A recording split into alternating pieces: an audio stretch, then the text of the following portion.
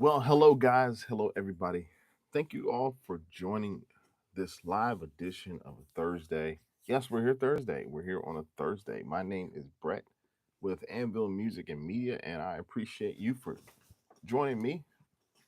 Feel free to join the chat as we are here to discuss a few things. Um, I'm so I'm so happy. Number one, the weekend's always is always a plus when you get to see it. Uh, so we are close to the weekend. I appreciate you all for your support, your continued support on this channel. We are here. This is a tech channel. We specialize in tech news, um, the future of tech. It's been an amazing journey to be up here live. Um, Thank you all again, those who are catching the replay, watching the replay. I appreciate your support. So yeah, we're just gonna talk, get right into the video. I've been in sort of a retrospective um, or reflective stance. I've sort of been thinking out a few things along this journey with YouTube. It's been a great journey. Been able to see people from all over the world, being able to have a community here, and I'm telling you, when I started about 4 or 5 years ago, I didn't realize, I really didn't realize how this sort of journey would begin, or how it would sort of come to where it is today. So I'm like really excited. First starting out as a YouTuber probably about 4 or 5 years ago. Uh, um, I was absolutely fearful and scared. I didn't know what I was doing. I had this phone to where I was like, okay, we can record videos. Had my little editing software at the time. Obviously, I was using, it's very humble experience, guys. Like using iMovie.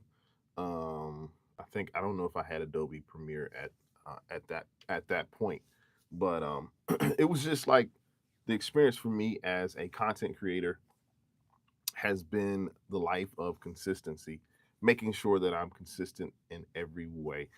And oh, it's awesome! I'm seeing some people in the chat keeping people. Let's see. Samuel is here. Good, keep going, brother. You're doing great. Yeah, I appreciate it. Thanks, Samuel. Thank you all for the encouragement. John Sailor's here. Yo, bro, you're awesome. Awesome. Thank you, Imran. Hey, how are you today? How are you? Mr. Someone's here. Hey, how Mr. Someone? How are you guys doing? I'm just talking about just the life of a YouTuber and how it's often glamorized, and I would consider myself a smaller scale YouTuber, but the live has really sort of given me the experience of what it looks like and what it feels like to interact with those who are here. And I appreciate you all support. Thank you all so much. Thank you guys.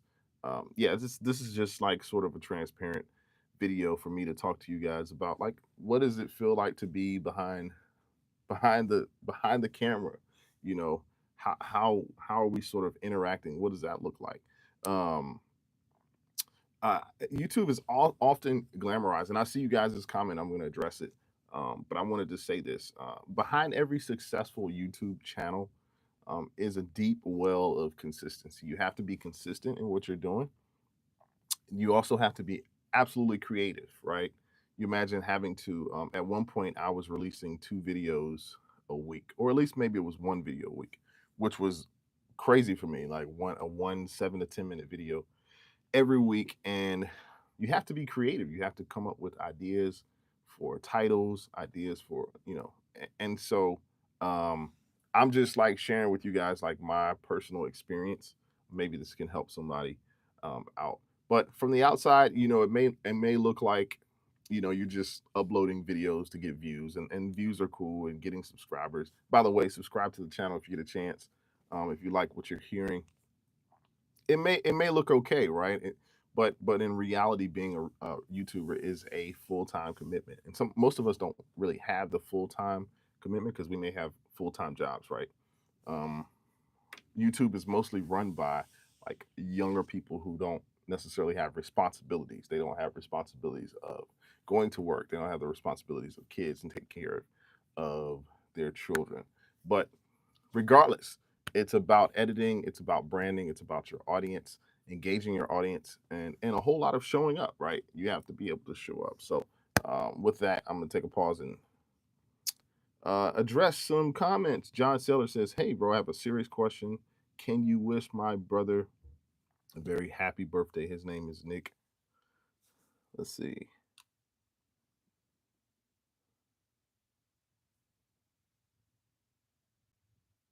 All right. Okay. Let's see who else. Daniel is in the chat. Daniel, how are you today? Good to see you in the chat. Um, let's see. Um, but yeah, just getting back to the reason why being consistent is so important. Mr. Mohammed's here today. Am I late? No, Mohammed, you're not late. You just made it in time. You're probably maybe about 5 to 10 minutes late, but appreciate you for joining. You're never late. You're never late. Um, but consistency in YouTube is so important. Like the algorithm, obviously it favors the consistency. Like YouTube algorithm rewards creators based off of who post regularly. Like you have to be consistent. You can't let up on your game. And it's really not being it's not about being consistent with the algorithm. It's about being consistent with your followers, right? Those who follow you. But it definitely helps to increase visibility and grow your audience, to improve your chances of being discovered by new viewers. So I hope that you guys would be sharing this content that's out there. This content is yours. It's not just mine. It is for you. We have a great, awesome community, and I'm really sort of excited to share in this with you. Daniel says, "Doing good. How are you?" I'm good. I'm doing well, Daniel. The OBS setup, I have not gotten to it just yet, but it's on my plate to get to this weekend. I had some other things I had to like squeeze in. So, but I appreciate the all the information that you gave, and yeah, I'm excited about that, Daniel. Like it's gonna be great. It's gonna be awesome.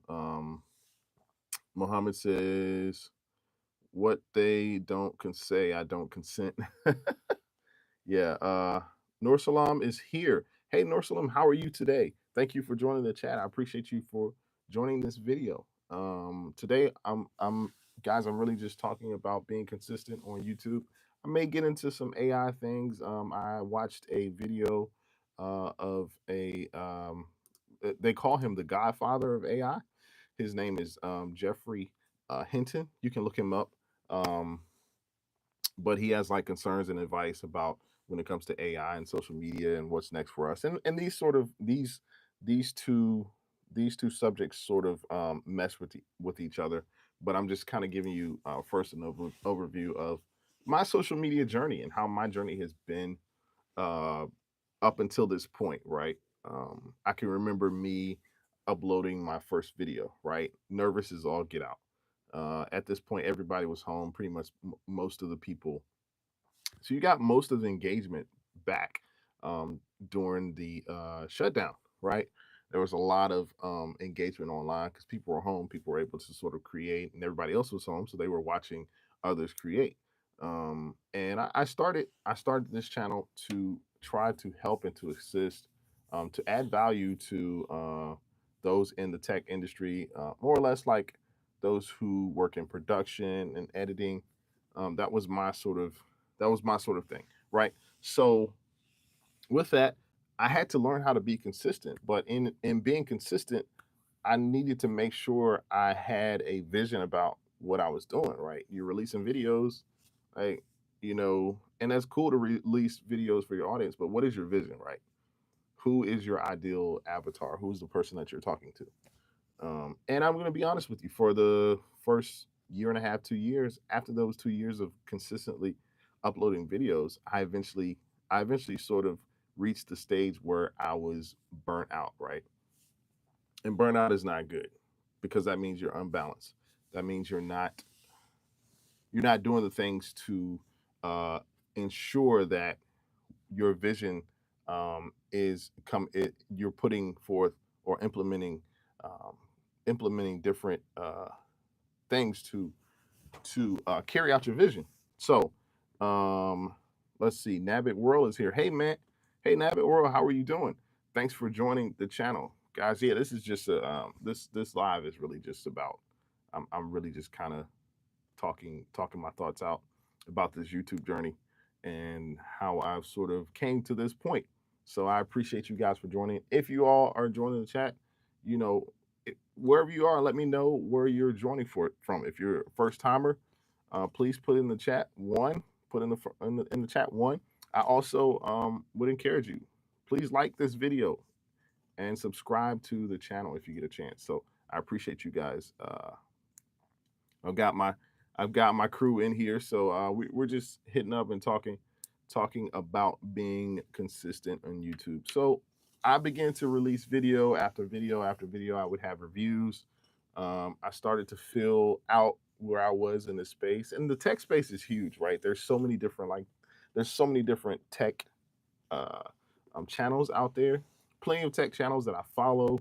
I know Daniel, we were talking about that yesterday, looking at these large tech channels in terms of how they sort of engage their audience, how their videos are constructed, how they're supposed to, how your ultimate goal is to keep retention, right?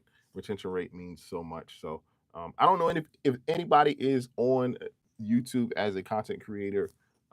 Type in YouTube in the chat if you're on YouTube as an actual content creator. I would love to follow you as well if you are in this space. It's not an easy space to be in, but me working on these videos, editing these videos, and this is the thing: when you start, you really start by yourself. So you have to figure out ways to each week in and week out. You have to figure out ways to sort of keep your momentum at a pace to where you're not burning yourself out, right? Let's see here. Phantom Edits. Phantom Edits is here. Hey, Phantom Edits, how are you doing? Thank you for joining the chat. You guys let me know where you're watching from. Where are you watching from in the world? I know I've got few people from India. I've got some people from the UK, London. I appreciate it very much for you guys joining. Please like this video, subscribe to the channel if you get a chance. Phantom Edits is from Finland. You are my first timer from Finland. Welcome to the chat. Thank you. I'm sending love to Finland. I appreciate you for joining today. Awesome. So being a YouTuber, it's not always about the algorithm, right? And nowadays, even more so when it comes to when it comes to editing videos and putting videos online, it has become less about subscribers. And that sounds crazy. That sounds like antithetical to what I believe and what I sort of am about and have been about, because subscribers are great, but people watch what they want to watch, and it's an on-demand social platform.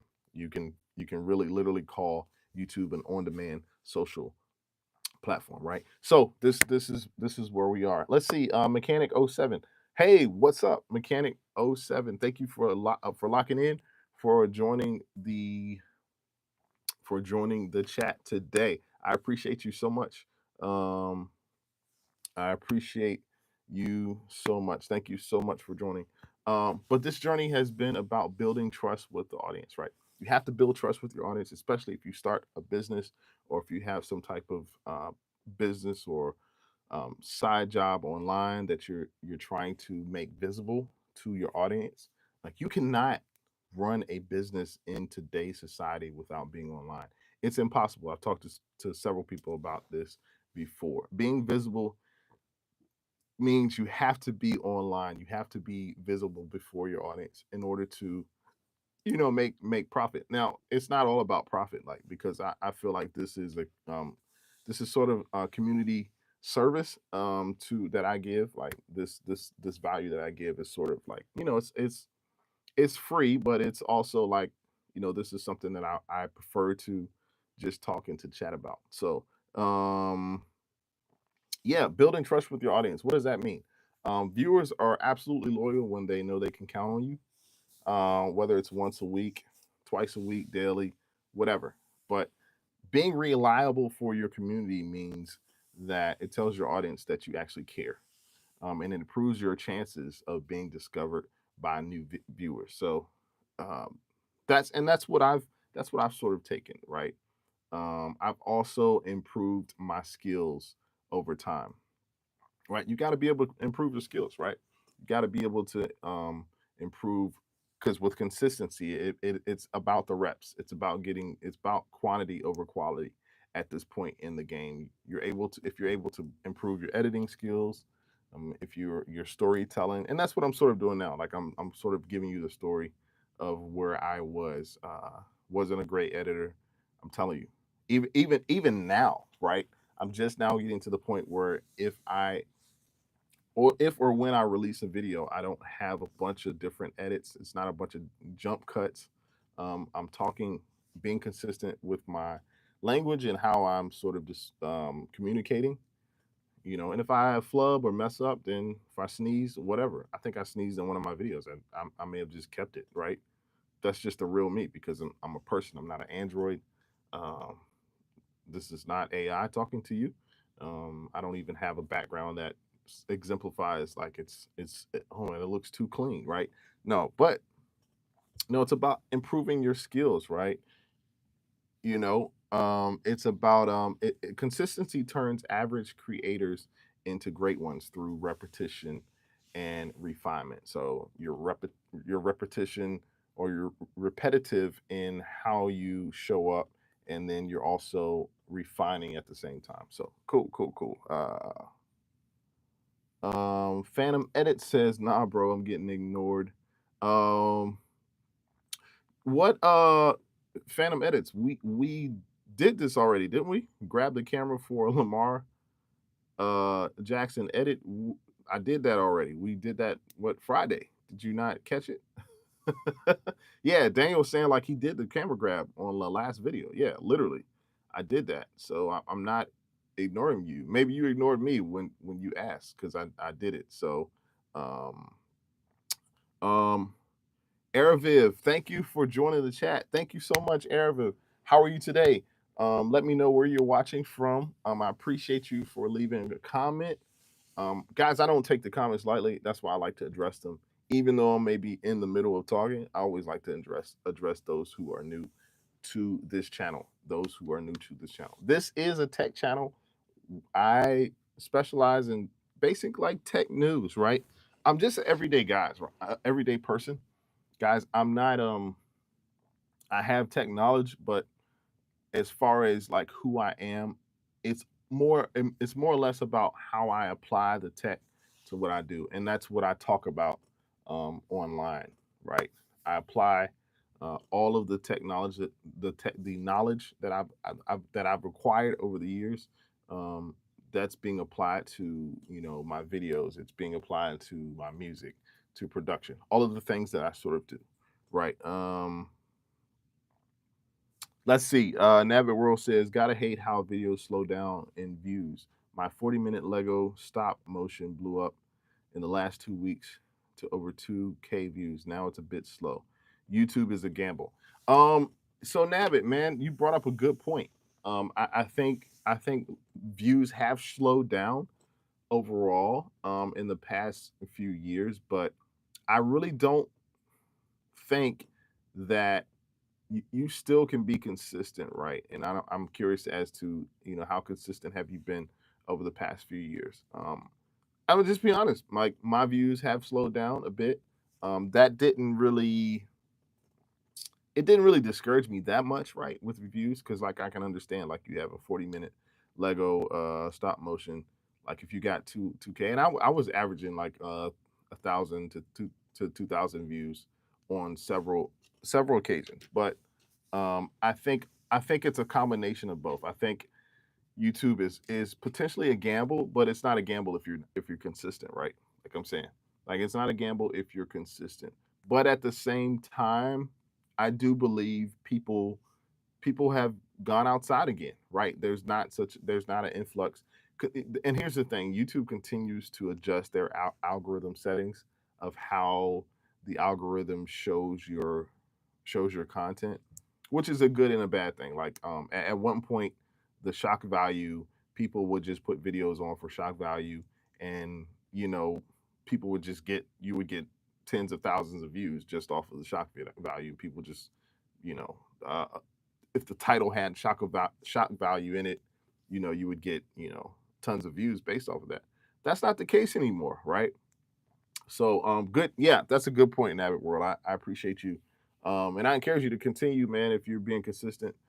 Shout out to you for that. Shout out to you for showing up for your community. Daniel says YouTube is not a gamble. If you have a channel and it's doing bad, look at the content you are making and fix it. YouTube gives us creators second by second retention analytics. Absolutely. I believe that. You have to look at your content, right? Because and so guys, I here it is for me. Like I have actually started to gamble a little bit with my content. If you notice, if you those of you who have been following me, if you notice, I started out this channel as a tech channel, like all things tech, computers, accessories.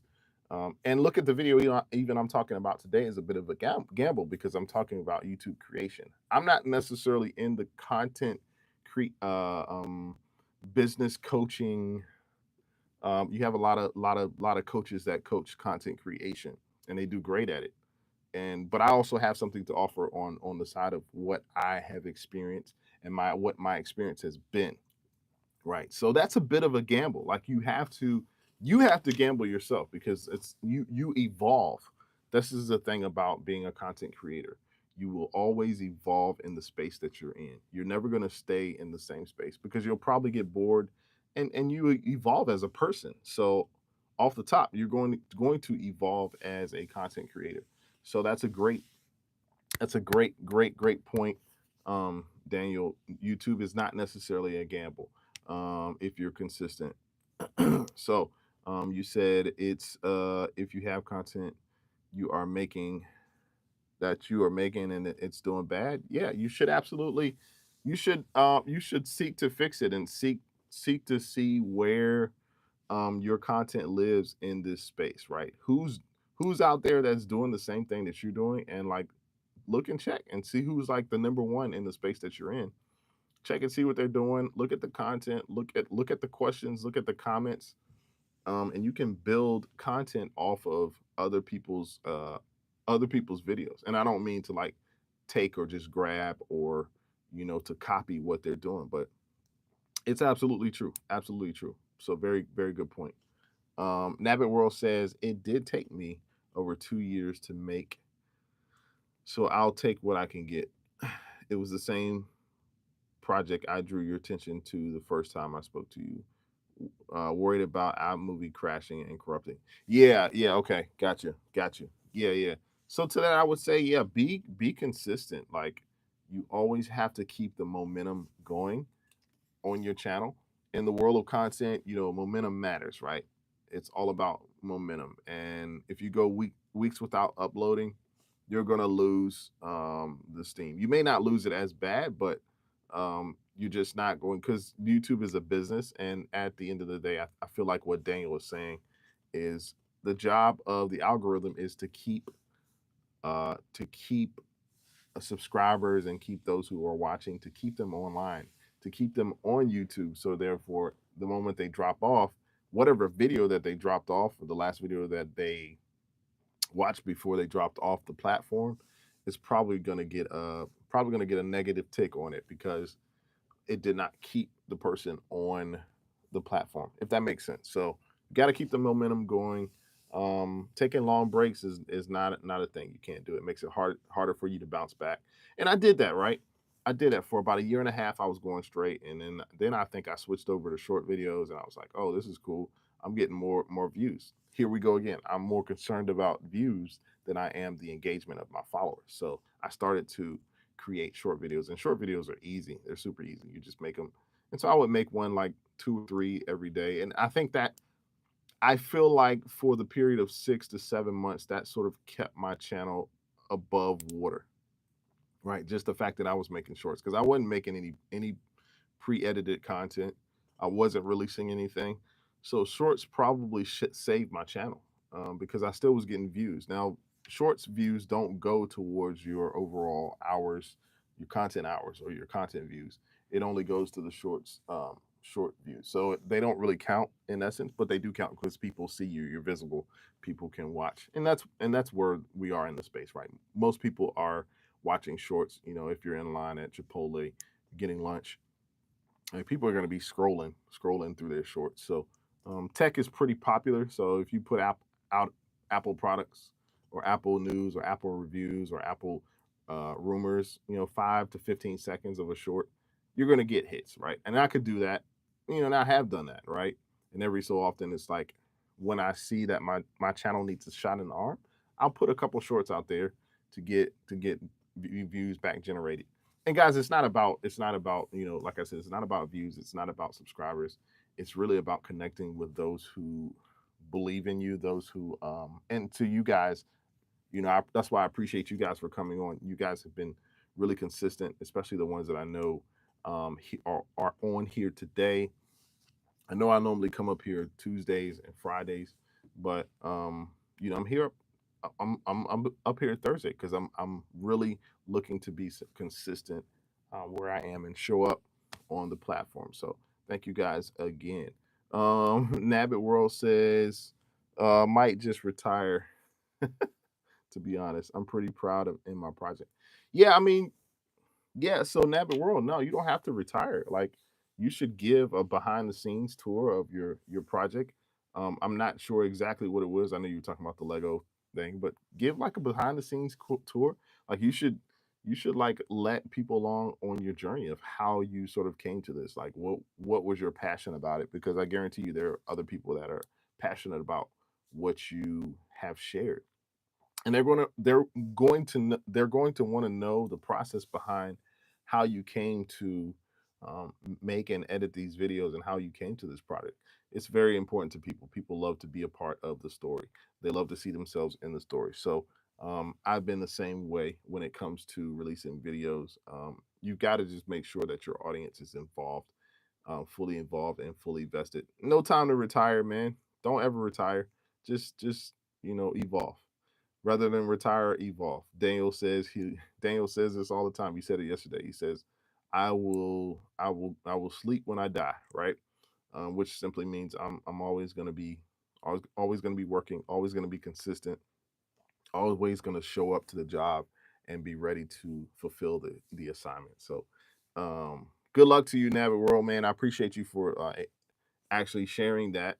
I know that's not an easy thing to share, but anyway, hey guys, those who are here for the first time, thank you all for joining. I see we got a few people in the comment section, a few people who have joined the video. My name is Brett with Anvil Music and Media, bringing you the latest in tech news in um, all things tech. The rest is just details. Today, I'm actually talking about YouTube, talking about content creation. So if you feel that space, cool. If you don't, maybe I'll see you around. You could still join the community, join the channel, subscribe, like this video when you get a chance. I appreciate the support even today. So a poor a per I can't pronounce. Thank you for joining the chat. This person asked, what is your setup for editing videos? And let me know your name. You who just asked that. What is your setup for editing videos? My setup currently, guys, that's what I'm saying. Like, it's really easy, man. I really like my setup is totally easy. Like, I literally use iMovie to edit still today. I do some B-roll. I also do my cuts and everything. A lot of it I have done in Premiere, but I'm just like, it's just simple for me. I'll drop it in iMovie, and because it's all about being fast, right? Like, you have to be quick with your editing because editing takes hours. It takes hours. Like, I would average probably about 3 to 4 hours in editing a 10 to 15 minute video, which sounds crazy, I know, but when you're trying to get your retention up, it's you have to be tight with your cuts. You have to be tight with your B-roll, with your lower thirds. so forth and so on. So I literally use iMovie, I use Adobe InDesign and Premiere. I also have Final Cut, which I haven't really, because I feel like Final Cut is really just the same as iMovie. It's not. I mean, it's got many more plugins and many more editing capabilities, but in essence, it's the same thing. Like I want to whenever I'm in a project, my ultimate goal is to get is fast and quick. Got to be fast, got to be quick in editing. If I'm editing music, if I'm editing videos, that's just important to me because I don't like wasting time. I don't like, if I'm gonna learn something, then I will set my time aside to learn whatever I need to learn. But if I'm about editing, I've got to, I've got to keep it quick. Got to keep it quick. So yeah, that's my setup. Editing videos, and I use a lot of B-roll. There are B-roll websites that you can go and that you can use, that you can sign up for. You can pay a subscription, but as of right now, I just I'll use myself for B-roll, right? If I have edited and I'm probably gonna release a video tomorrow. You'll get to see it, but you can, if you get a chance, check out my channel, comment on the videos that you watch. Let me know, and I'll reach back and I'll comment back um uh to your comment. So yeah, thanks for that. Thanks for that question. Daniel says, I'm sorry I'm quiet. Miss Space Nut just woke and needs a hand. Oh no, take your time, Daniel. You're good. I know you got me in the background. I appreciate, Daniel. You're awesome, man. You're awesome. Nabbit World says, represent. iMovie people got to stick together. Yes, we do have to stick together, right? iMovie is probably the best editing software that has come out in the past 10 years. I'm gonna be honest with you. I'm gonna say that.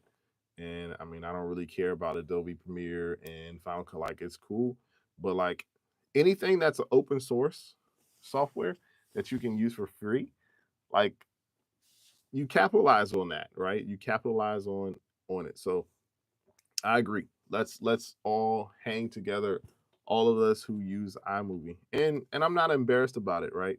I'm just not embarrassed about it because however you get it done is how you get it done, because nobody can really tell you how to edit or how to show up in this space if they're not doing what you're doing, right? And even if they're doing what you're doing, they probably wouldn't be telling you like, "Oh yeah, this is what you need to do." Yeah, this is not necessarily what we do. So, Nabbit World says, "I'm good at it because I can work around its flaws." Yeah, yeah, and I don't like Nabbit World. Let me know some of the flaws that you think iMovie has. I have a few. I have a few myself, but Nabbit World says it's too late to switch now since been using since I was 10. Yeah, yeah, yeah. I'm the same way. It's no need to switch your software now. So hey guys, if you're just joining, my name is Brett with Anvil Music and Media. Today we're talking about YouTube and content creation and being consistent. I may get into some tech news a little bit later, but for the time being, this is where we are. I wanted to give you sort of a I wanted to give you a background into my story, how I came to YouTube, and what has been my focus. And we've been talking about gambling with YouTube videos. If you're a tech channel like me, and then you start talking about YouTube content, like, oh my goodness, I'm going to lose subscribers. But at the end of the day, you are you, right? You are going to always evolve. And with you evolving, your subscribers are going to evolve with you, because if they started with you on the journey, they're going to see the evolution. I've seen so many people online that cater to the audience so much to where it takes their soul away, it takes their creativity away, it prevents them from being creative and being in the space where they can organically show up for their audience. And that's just not fun. It's not fun. It's not fair to the creator.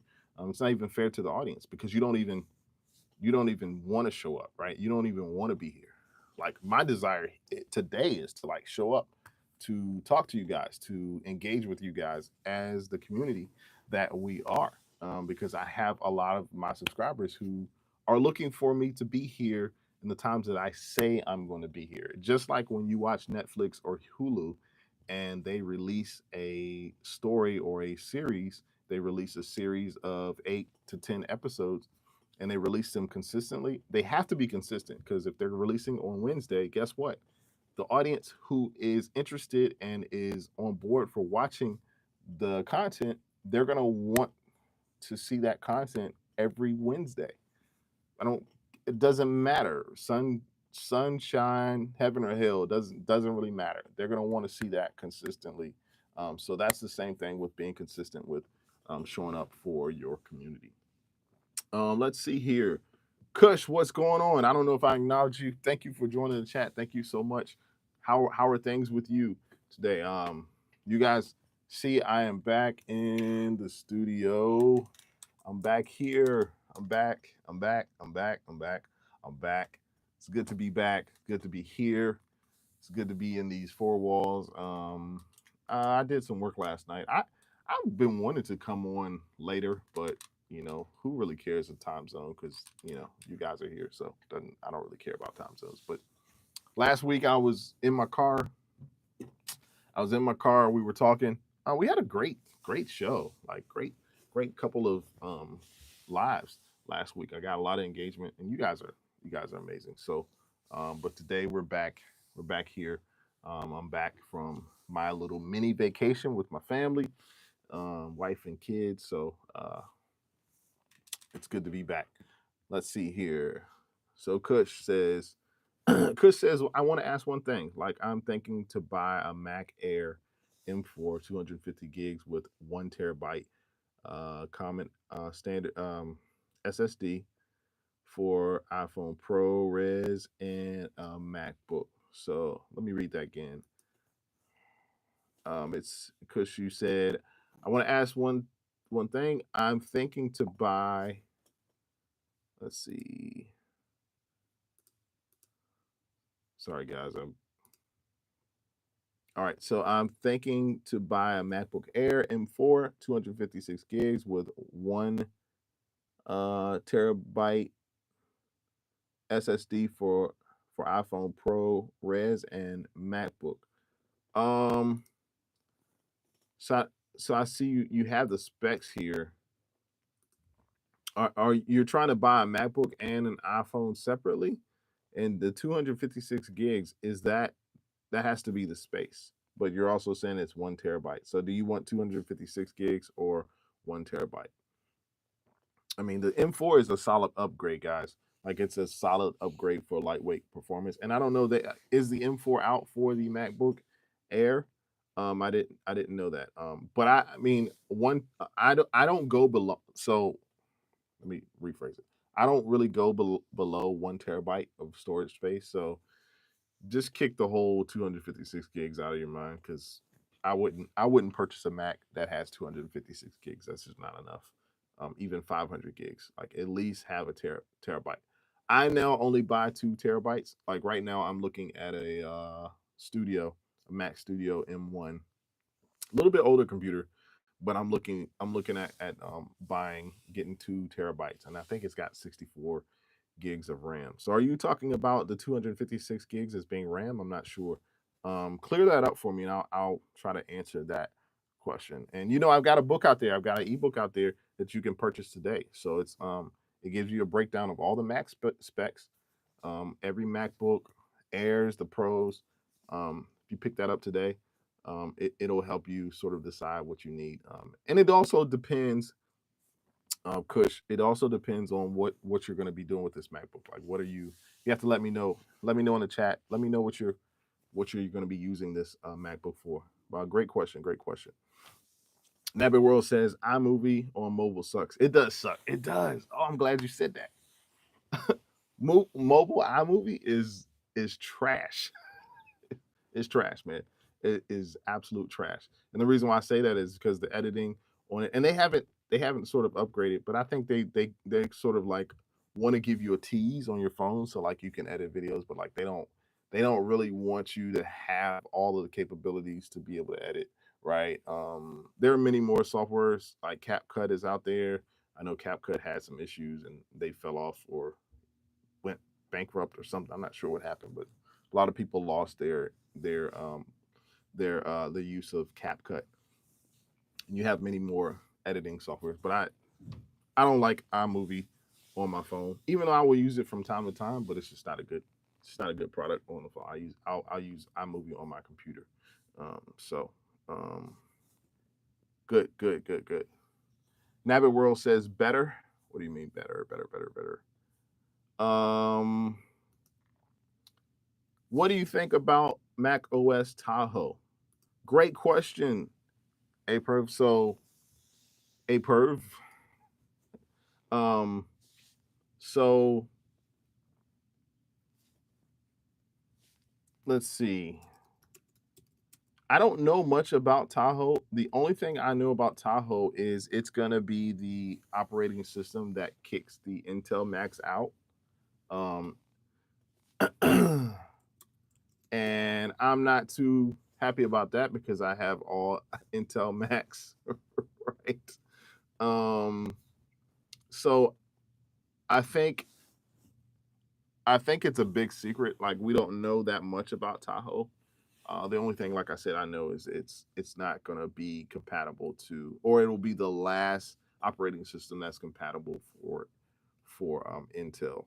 So get back to me on that because I definitely need to do my research about Tahoe. In fact, I'm gonna pull up MS Mac OS. But great question, great question. There's a preview on the Apple website. I'm just gonna see what I mean. I'm excited about liquid glass, right?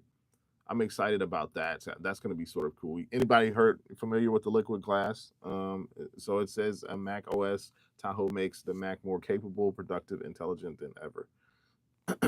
So it's a new design and powerful capabilities that enable users to get even more done. Honest, I mean, I'm on Apple's website. I don't should never go on the website of the company that you're looking to get research from because they're going to give you a whole bunch of baloney. It's going to give you a whole bunch of like fluff. So Nabbit World says I got drunk last live you had on pretty fun.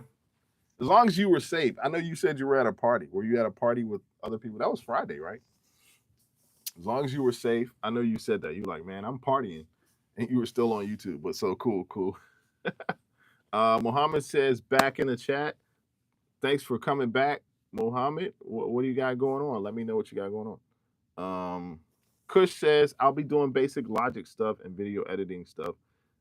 Base MacBook Air. Okay, so Kush, what you gotta kind of watch out for is I don't necessarily recommend the Mac Air.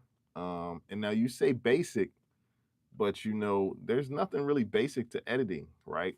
It's nothing basic to editing, especially if you're in Logic. I'm assuming you're talking about Logic Pro, which is the music production side of the software. I would recommend getting a regular degular MacBook, right? Like I said, you can pick up my MacBook guide. I have that available.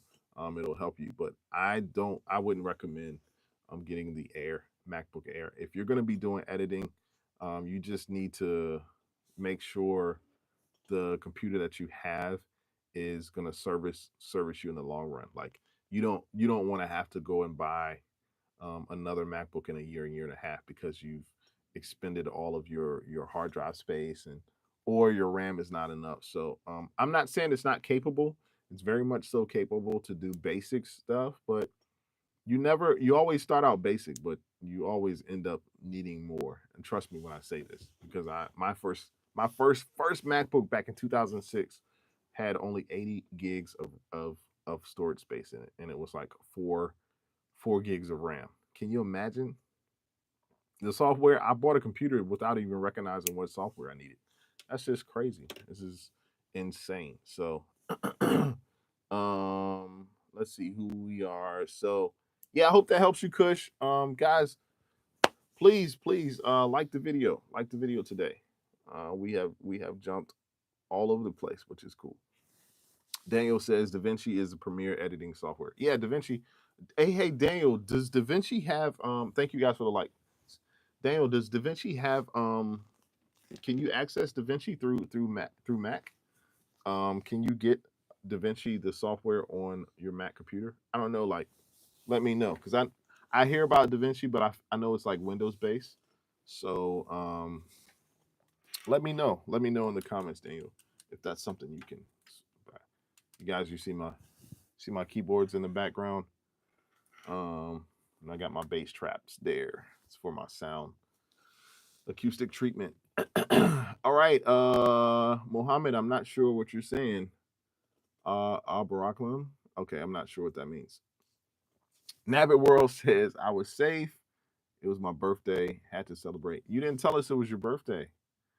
Yeah, you didn't tell us, man. Happy birthday to you. I didn't realize you had a birthday the same as Tanush had a birthday. I haven't seen. I hope Tanush is good. I haven't seen him in a video lately.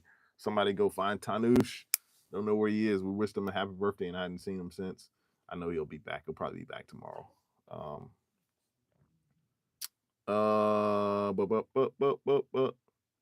Okay. Poor V. Got you. Poor V. Okay. Yeah, man.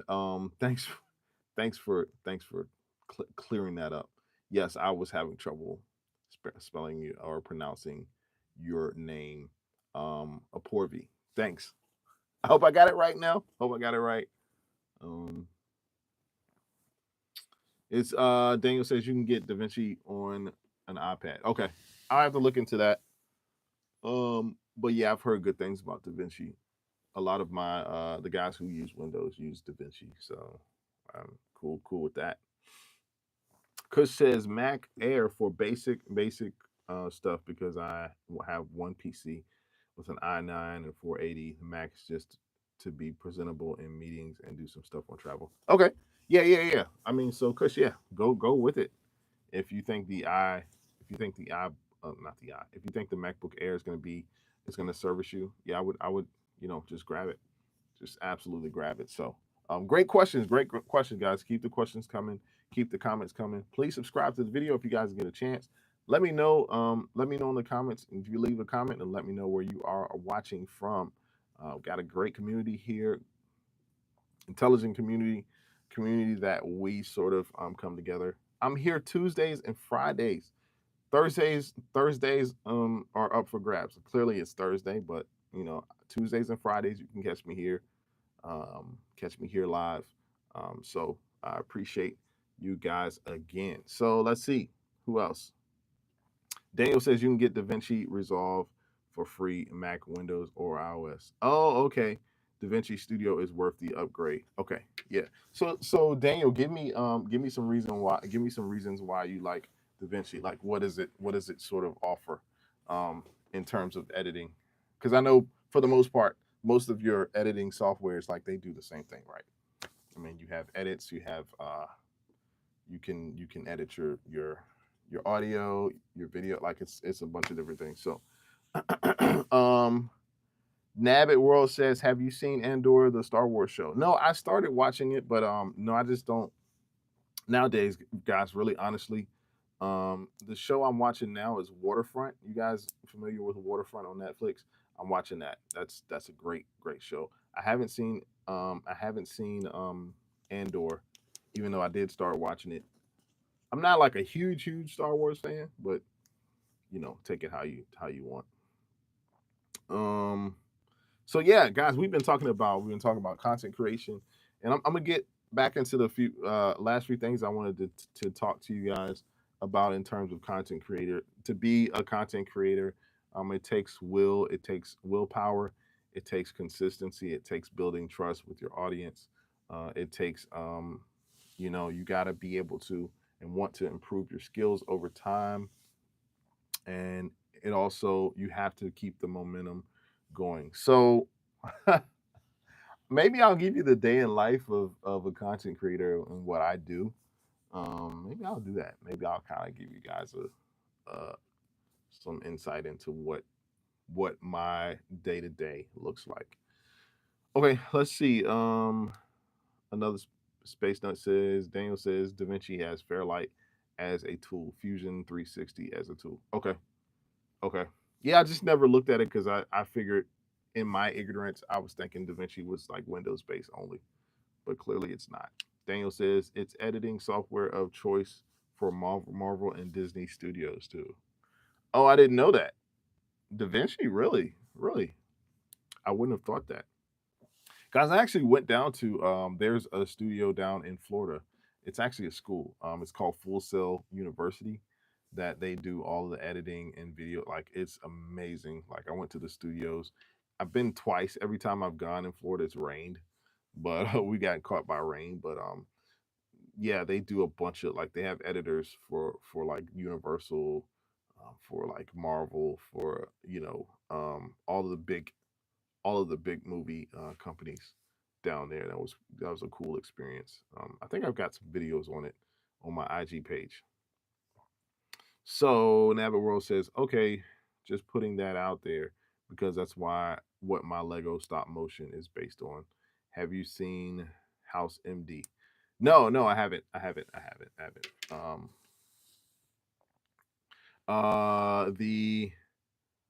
The Colonel the Colonial says, "Do you edit films?"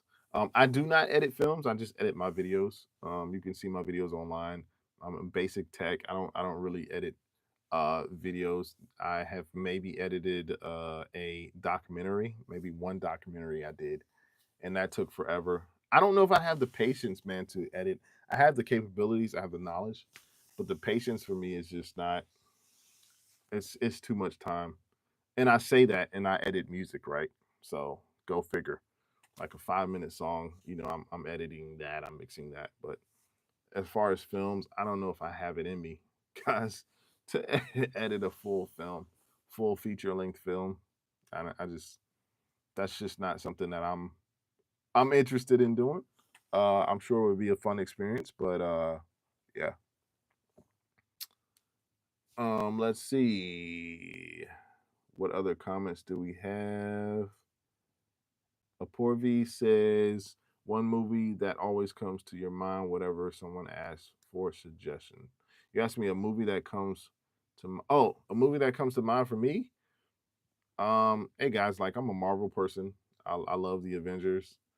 Um, even all of them, even though all of them are now gone, they're like past, and we're in different worlds, and so that's the movie that came to my mind just then. Probably because I rewatched the Avengers. What was the latest one? The one that came out in 2018, I think, with Thanos. Yep, yep. Daniel says I love editing. Yeah, and I mean, Daniel, I love editing too. I just films like to edit a film, a feature, a full feature film. I don't know. I just can't. That is to me. That's a lot of work, man. That's a lot of work. But shout out to you. Um, Nabbit World says you will watch my movie. No Jedi mind tricks don't work on you. Yeah, man. I don't know. What movie are you talking about? What movie are you talking about? I'm not sure what you're talking about. But let me know. What movies do you guys like? So Kush says Stream Deck or ROG Alley. Stream Deck or ROG Alley. Which one? Daniel, can you answer that? You know what's? I mean, Daniel seems to be under the impression that the Stream Deck is the top of the line software. Um, um, let's see, Stream Deck or ROG Alley. What do you think, Daniel? What do you think?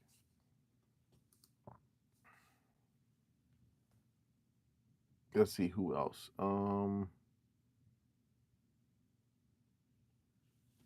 My stop motion. Nabbit World says if you watch it, you'll see the full extent. Someone can exploit iMovie to make a Lego movie out of. Okay, cool, cool.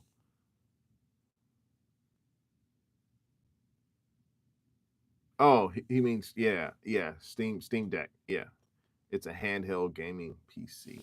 Okay, okay, yeah, guys. I mean, good questions.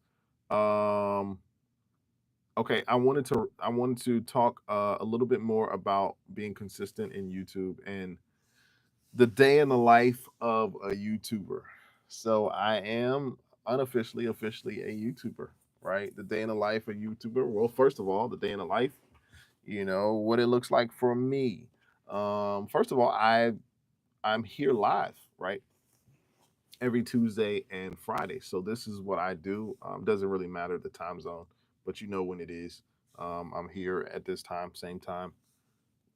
So the day in the life. So usually, normally in the morning times, before work for my actual job, I actually like to review analytics and respond to comments. Generally in the morning, and it actually happens throughout the day. It's kind of like email. Like you don't want to take up your creative time answering emails or answering comments. But generally, the way I do is on Sunday evenings I will have. Well, let's rewind. Saturdays, Fridays, and Saturdays is usually when I get my script together. It's very important that you, as a content creator, especially with YouTube, that you generate a script because the script allows you to stay on task. These lives are a lot more sporadic, talking about different things. I'm addressing comments. I don't necessarily have a script, even though I have a rough, a rough sort of topic of what I'm talking about. Today, I'm talking about YouTube content creation, but the first thing I do is I get a script together. I'm going to sort of get a rough layout of what I'm going to talk about on the video. That's Friday, Saturday. So by Sunday, I'm reviewing the script throughout the day, and Sunday evenings and Monday evenings is when I record. I press record, right? So, and all the while I'm creating thumbnails for the video that I'm going to release eventually. So I'll record on Sunday and Monday. And lately, it's been good for me because even with recordings, right?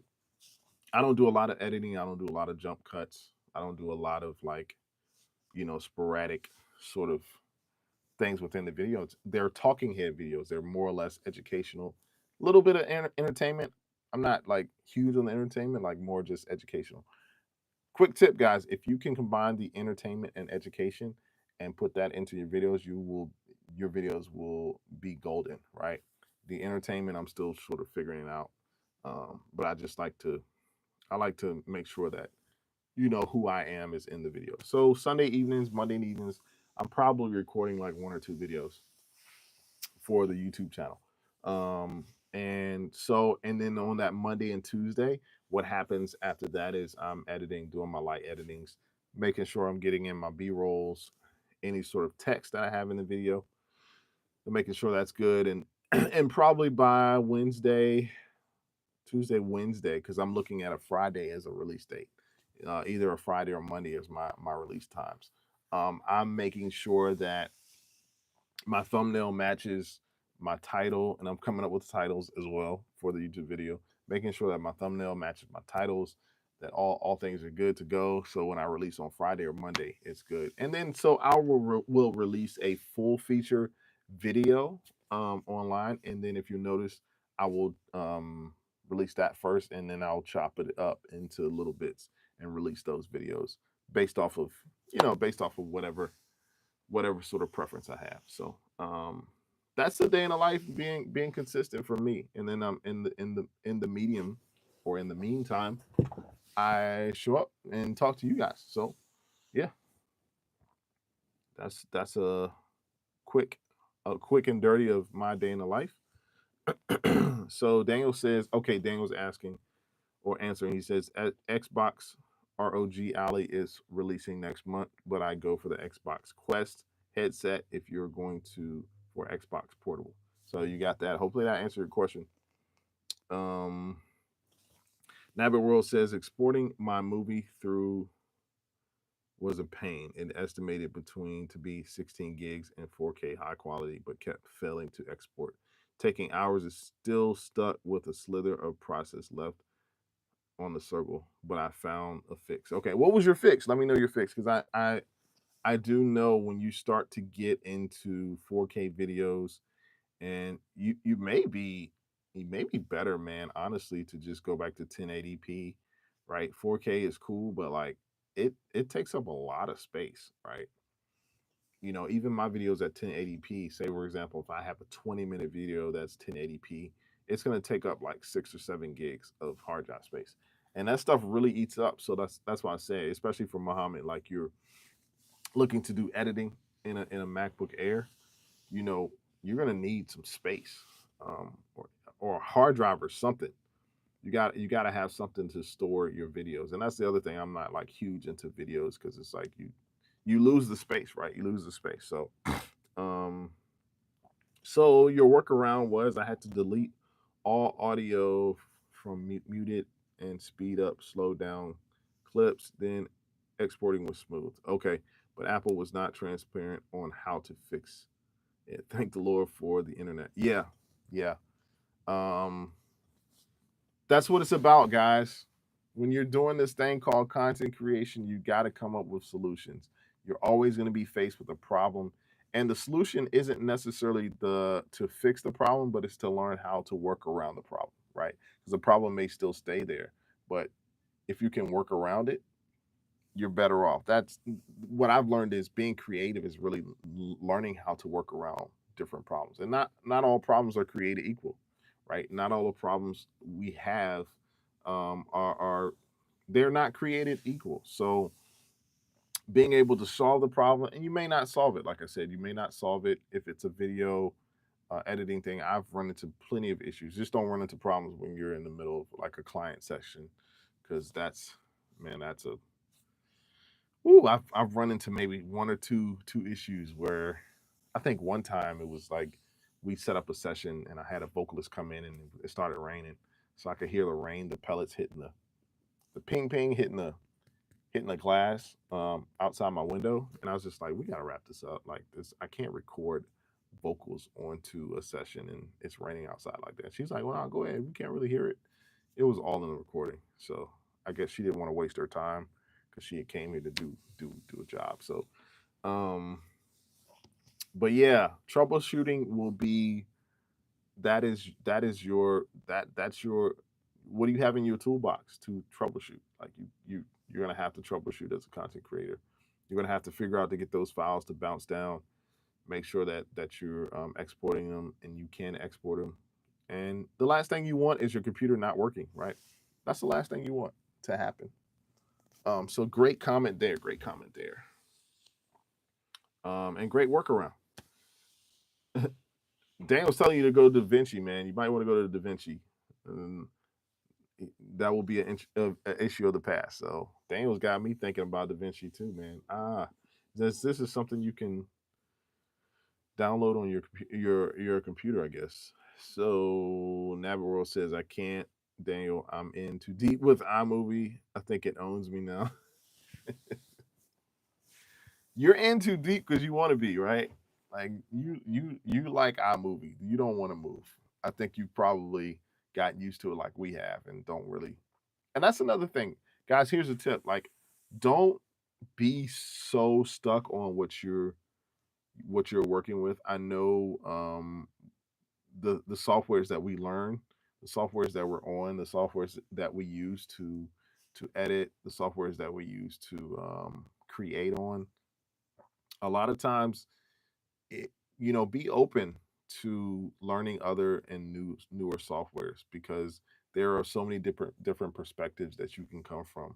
The more softwares you're able to learn, because I've been in stages and settings where my software may not have been the software of choice for the session. So if I only know what I know, what happens when I end up in a studio to where they're using something a little bit different, that's slightly different. And we all know for the most part, editing software is editing. Like you can feel your way around, but don't be so comfortable that to the point that you can't actually work in other software. That's just a tip from me. I've learned that. And it helps with your knowledge, right? So you can be well versed in many different things. So Nabbit World says, also I should have backed it up. Would have saved some stress, but I never got around to it. in the 2 years it took me to make. Don't be like me. Don't risk it. I'm too lucky. Yes, you are lucky, man. Yeah, back up your stuff, guys. I can't stress that enough. I've got a project I just started in last night, and it came to me. It's like, yeah, you better put this on an external like right now. And I haven't really gotten like super in depth in the project, but if I lost it today, I'd be it'd sting. It would sting, guys. It would absolutely sting. So save twice. If it's not saved twice, it's not saved at all. Just remember that. Whatever you don't save twice, it has never been saved. Save it 3 times, heck. Because I'm telling you, these files corrupt, man. These files get corrupted. You use new plugins that you have issues, end up having issues with, and it becomes a headache. And then you can't. And then you're like, oh, the plugin was so good, but then you're like, oh no, I want to make sure that this file works and it's not corrupted. Now I'd rather take the plugin out because all the work that I've done before I put this new plugin on here, um, I still need that because it's worth more to me than just the stupid plugin, right? So, and that's the other thing. And here's another tip, guys. If you're working in the middle of a project, don't go upgrading your software. Don't upgrade your software. Don't upgrade Mac OS. Don't do none of that because you're gonna be caught in the middle of a update and upgrade, and your software may not work with the upgrade. I mean, all of this stuff is it's computers and it's math and it's algorithms or whatever you want to call it. But a lot of times these developers, they don't have the solutions. Like that's why they beta test, right? That's why beta comes out before the actual product. And even with that, I'm not rushing out to I do have the latest iOS on my MacBook, but I'm not rushing out to download download the latest software if I'm in the middle of a project. Heck no. In fact, my computer back here, guys, you see that? You see my old handy dandy trusty iMac? That iMac here has not been updated in probably a year and a half, 2 years. And I stay offline. I stay off the line, but this one is my tank. It has all of my softwares, all of my plugins, all of my effects that I use is on that right there. And I've kept it because a lot of the software, for example, like Premiere, well, Premiere has always been a subscription, I think. No, Premiere was a subscription. Went subscription based maybe about 7 8 years ago. But I've got Waves software up there. That's once I upgrade, I'm not going to be able to use it again. So yeah, it's important to have a workstation that you can use, that you can rely and trust, right? So these are all good, all great questions, great answers. But yes, Navi World, you should have backed that up. Daniel says you saw my work in DaVinci last night. Yes, the special effects are built in. Okay, yeah. Yes, I did see. I did say this sort of cool Star Wars. Speaking of Star Wars, or not Star Wars, Star Trek, the cool motion sort of effect there. Nabbit World says, now that's a quote. Which quote are you talking about? I'm not sure. Let me know. Put it in the chat so other people can see that. So you guys have we've talked about a lot today, man. I as a content creator, I look to just be in this space forever and forever. Because I'm always about just being better than I was yesterday. That's what it's about, right? If I can if I can grow in increments as a content creator, that's going to be the best for me, right? Quantity, remember this, guys, quantity over quality, because you have to get your reps in. You have to make sure that you're practicing as you're putting out content, as you're performing. You got to be practicing. A lot of times, it's not an easy thing to get in front of a camera, right? It's not easy at all, and I'm a witness of it, right? It's not easy to formulate a script. Sometimes you just want to get on the camera and talk, but if you don't have anything to talk about, if you don't have any direction of where you're going to go with your videos, it's going to be a mess at the end of it. You're going to end up having to either reshoot your video or do a bunch of edits. So just to encourage you guys, if you guys have your own channels, you're on social media, clearly you're on social media because you're up here. You're talking to me, we're talking. Um, but yeah, just make sure that you lock in, as a content creator and be the best that you can be, right? Can't really ask for much more. Yeah, Nabbit World. There we go. Let's pin it. It's not saved until it's saved twice. See? There we go. You got the comment of the day, even though it's my quote. But it's not saved unless it's saved twice. You guys got to realize that. Gotta know that. I've come in very close contact with having some issues and having to redo an entire session, and it's not. Now I've had to do redo sessions because I needed to, go another way creatively. I'm not talking about that. I'm not talking when you start over because you want to create something different. Because normally, if you whatever you create at first and you want to go in a different direction, whatever you create the second time is going to be better than the first time. No, I'm talking about you have a awesome idea, like a slamming rough draft of whatever you've started out on, and then you lose your file or your file becomes corrupted. It's happened to me over and over. And so when this happens to you guys, just like, I can't stress enough, man, take a deep breath, like step away from it, figure out all the ways rather than trying to like go restart your computer and all of this stuff. Really zone in on where the problem, the issue is that you need to fix, because 9 times out of 10 you'll be able to fix it, but you got to just take a break, like relax. If it happens, if the file gets corrupted, you need to isolate the problem. Make sure it's first it's not your computer. It's more than likely the software. So I would do a gentle restart rather than trying to like push through, because your computer is talking to you, it's telling you that something's up, something's not right. So it's helped me every time, and generally 80% of the time restart gets it wipes, because what it does is whatever wherever your computer is stuck, the language is stuck at, it's stuck and it's not going to be able to get past that. So you have to reset everything. So you just save your project. A lot of these projects are auto saved, right? A lot of the software that we use is already auto saved. But once you've saved your project and get out of it, and then I may even go, I'll get out of my software and then I'll get back in. If it's still an issue there, I might restart my computer.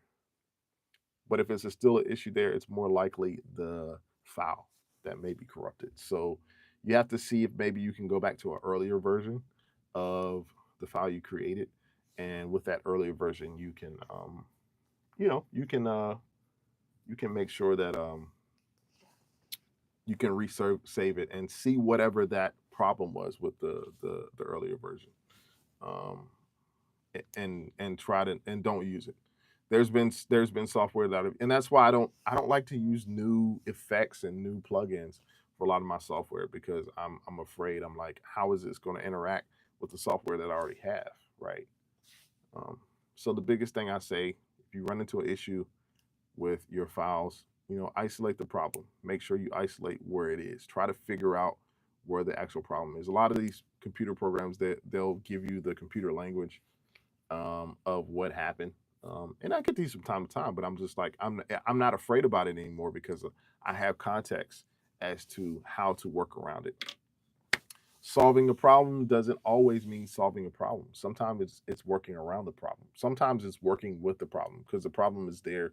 It's really there to design to make you better.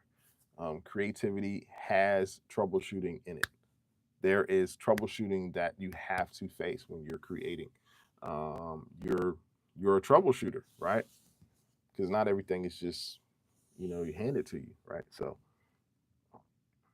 um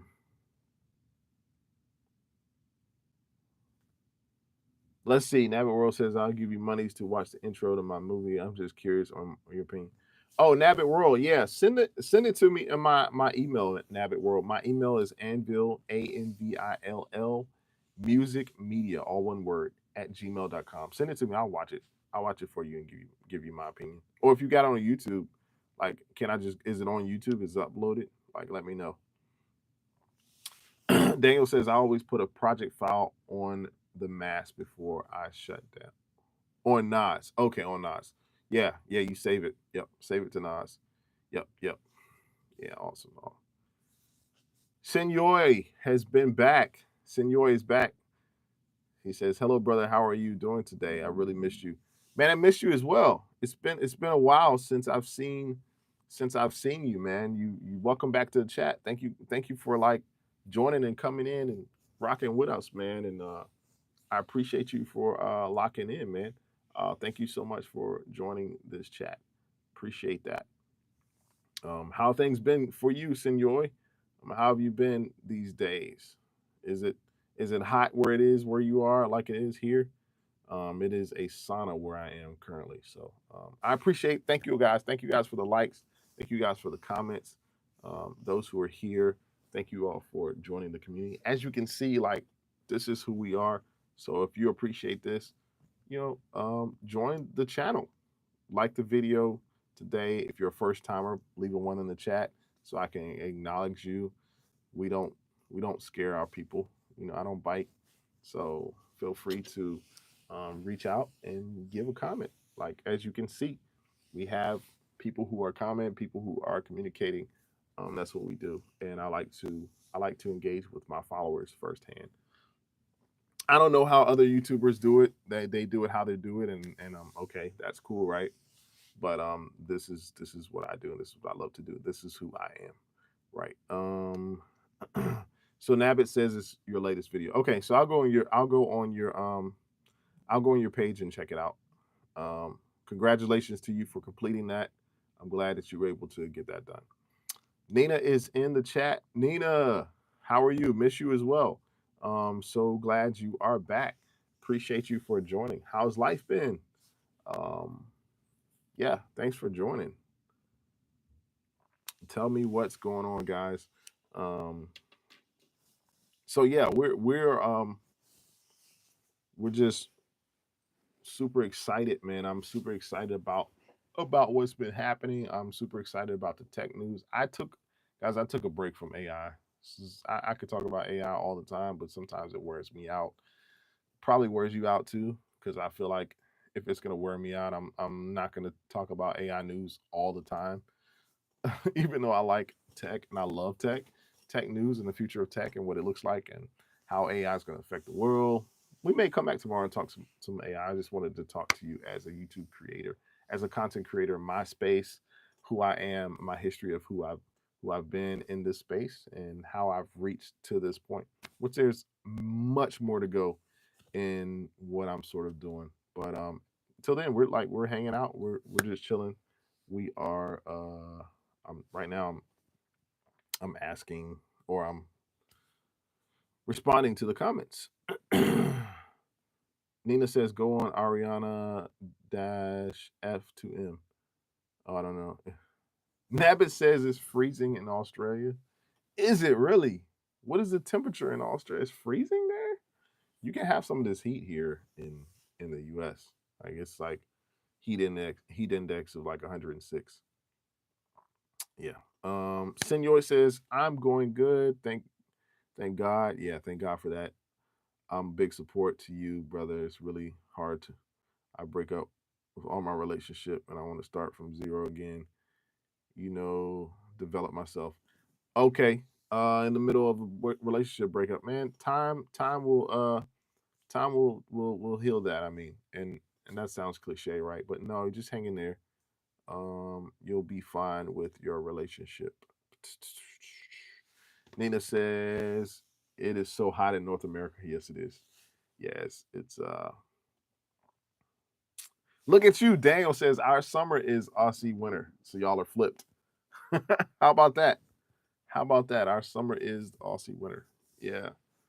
Um it's just hot here, guys. Like, it's unbearably hot. unbearably hot. I want you to see me sweat. Can't see me sweat.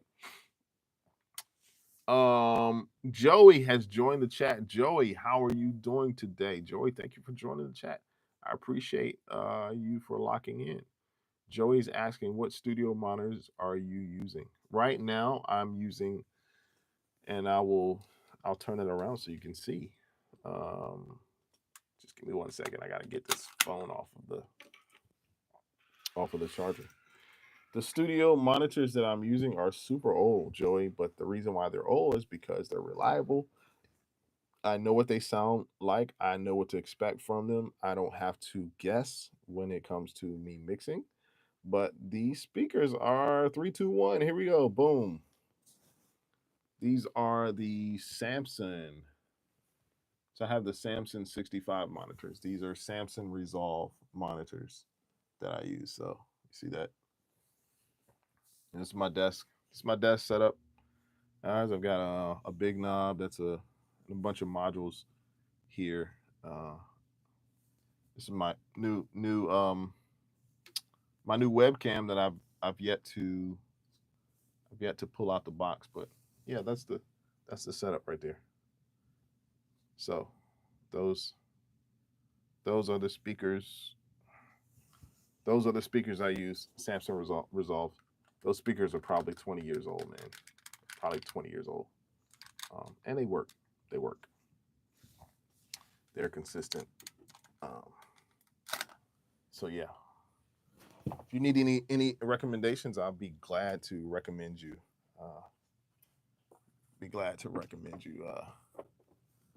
Speakers. So yeah. Any other questions? Let's see what other comments we have today. I'm actually going.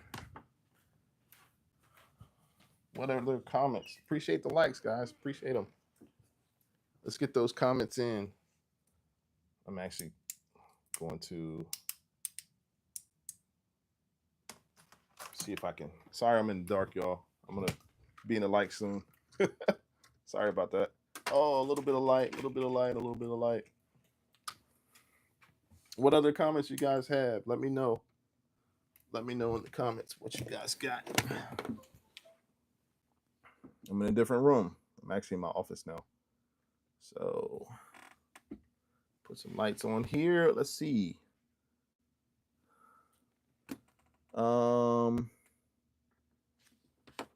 Okay. I'm catching up. Sorry. Nabbit World says can't be bothered with converting your Imperial units, but it's pretty cold on yours. Okay. Yeah. Outside it's pretty cold outside. Yeah, well, I wish we had the cold like that. Senor says, want to ask you, what is the country in Europe you want me to complete my study there? What is the country? I mean, you decide what. I don't know which country are you in now? I don't know. Joey says, nice. What interface are you running? Joey, right now I'm running the Apogee Element.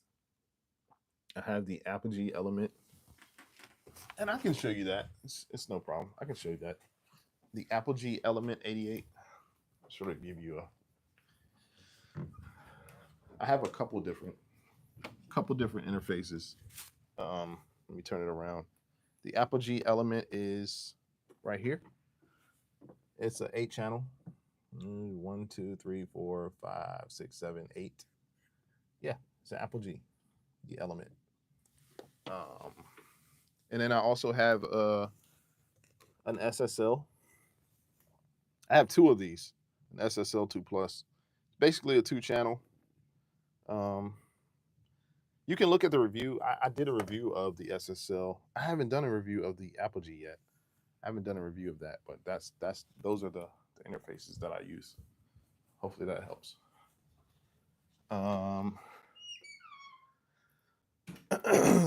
Daniel says I use the Samsung Q2 mic. Was that the mic you were using yesterday, Daniel? I think was that the mic that you were using in our meeting that we had yesterday. Sorry guys, I'm all over the place.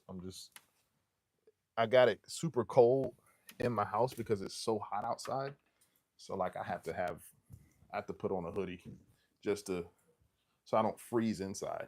But it's so cold out. It's so hot outside that the AC has a hard time catching up with the heat because the heat index is crazy. Um, Joey says I'm currently running Atom Audios. I've never heard of that. Atom Audios. Who is that by? Is that a brand? Give me a second, guys. I'm putting my put my coat on. Is that a brand? I haven't heard of Atom Audios. That's something new. Joey, you said you have a home studio too? Okay, cool. Do you have any questions? How long have you been running your studio? Any questions about studio? Any general questions you have? Nabbit World says, all right, I'm going to bed. It's pretty late down under, so have a good one. All right, thanks for coming coming into the chat, Nabbit World. Have a good night there from Australia. Thanks for the love. Appreciate you. Daniel says it was the mic. Okay, cool. Joey says I have the Apollo Solo, and recently went back to the Scarlett. Love the sound I get from it. Yeah, Scarlett gets a B plus for me. I like the Scarlett. Their interfaces they're actually solid interfaces. They're really solid interfaces. Really solid. Joey says, yeah, it's the brand of pricey. Oh, is it pricey? How much do they cost? I've never heard of that brand before. But interface, having the correct interface for your setup is so important. The Apogee is probably the top notch outside of the Apollo series. The Apollo series has they're a little bit more the sound of the Apollo is a little bit more what am I saying? Little less transparent than the Apogee. Apogee is what you hear is what you get. What you record is what you get.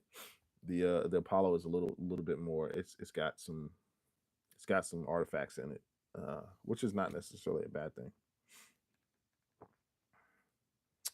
Joey says, "Man, I've been doing some music and a little over 15 years. Went to LA Film School for music production." Okay, sweet. That's kind of cool. You went to a film school for music production. That means they clearly need the music production. Yeah. So, nice. 15 years. Yeah, you've been at it, so you know exactly you probably know what you're doing. You're saying, Joey's saying my monitors are about $239 for each. Okay. Yeah, those what was that interface that you used again? You called it an Atom interface. Did I get that right? Atom interface. I want to look that up. I've never heard of that. Are you in LA now currently? Well, no, you can't be in LA right now because it's like 3 a.m. Maybe you are. I don't know.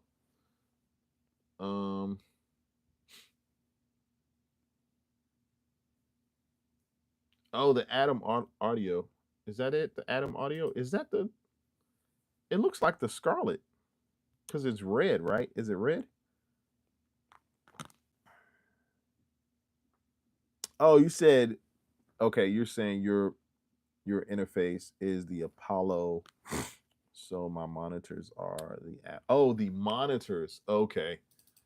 Atom monitors. I've never heard of those, man. Oh yeah, they are a little pricey. How do you like them? I see them here on Sweetwater. It looks like Sweetwater they got like some good reviews. Because to be honest with you, I've been looking for some new monitors. My monitors are super old. Like I said, they're reliable. I would buy them again twice, just because you understand, like when you get used to using certain equipment, right? You're gonna want to keep using that because it is the equipment that you use. You don't want to have to second guess, right? If you're in the middle of mixing or if you're in the middle of recording, you want it to give you exactly what you can expect from it, which hopefully is a good product. They're really flat, not much on the low end. That's good. That's great when you have them when you're flat. Garcia says hi. Hey, how's it going from Romania? Thank you for joining. Thank you for joining the chat. Jacia, I think that I say that right. Thank you for joining the chat. Yeah, Joey. I mean, yeah, I can talk to you. We can talk about monitors and mixing, and it's very key to have a monitor that is flat. The Samsung is not really flat. The Samsung is more or less um it is a little bass heavy, I would say. It's a more mid-rangey. So when you have speakers that are mid-rangey, when you're mixing, you're overcompensating, right? So you end up probably putting too much highs in, if that makes sense. Or if you have a speaker that shows you too much highs, you tend to mix more conservatively, so that your highs are not as present. So then when you go to play it on the radio or play it on your CD, you don't hear the highs because you're skewed. Your mixing is skewed. So that's why I use a combination of monitor mixing and a combination of my headphone mixing. I use I currently own a pair of Bear Dynamic DT 770s that I really kind of like, really love those headphones. So I kind of do a little bit of both. My room's treated, of course, but like it's not, you know, I still actually mix in mono because it's just helpful. Um, Joey says they're great from mixing, not so much for production. Oh, interesting, interesting. I feel like if you can get the vocal production, if you can get the vocals down, that's an interesting take on that. If you can get the vocals down, then you should be able to get the production, like, because production already it pretty much comes from the box, from the box, right? Your sounds or whatever your instruments that you're using, they pretty much, if you're using MIDI instruments, they're coming from the box, right? But if you're using like acoustic sounds like drums or horn instruments or whatever, anything that you're recording through a mic, that still may be good because it's technically coming from a mic, a vocal mic. So your vocal mixing might be actually fine to use with those. Joey says, I was actually thinking of downgrading and going to the Kicker 5 with multiple choice of EQ frequencies that you can listen to and change based off of what you're doing. Explain more. Explain more about that, because I'm not sure. I'm not sure you're saying you were thinking about downgrading to the Kicker 5. Never heard of the Kicker 5. Um, Explain more what you're saying. I feel like I'm following you. Is this like a multi-band EQ? Um, is this software? Like, what is this? Let me know what this is, because I'm curious. I'm gonna look it up while you're typing.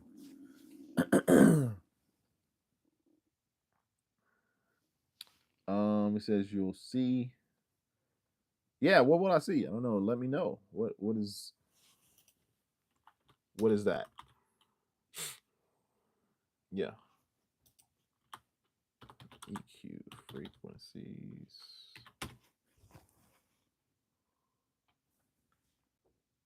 Is this the Q5?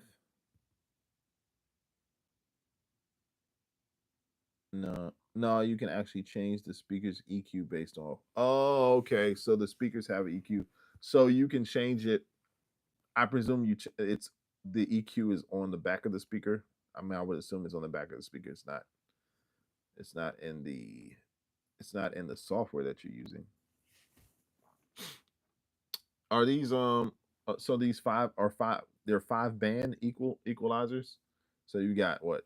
Low, mid lows, mids, uh high mids, and then highs, right? Did I get that right? So we got highs, mids, low mids, and then lows. Oh, it's a 5 inch. Okay. What's the name of it again? Because I was looking at it, I was trying to look it up and see. Hey guys, if you are just joining the chat, this is Brett with Anvil Music Media. Thank you so much for joining. Let me know where you're watching from in the chat. Please give me a shout out. Let me know in the comments. I'm actually up here working, so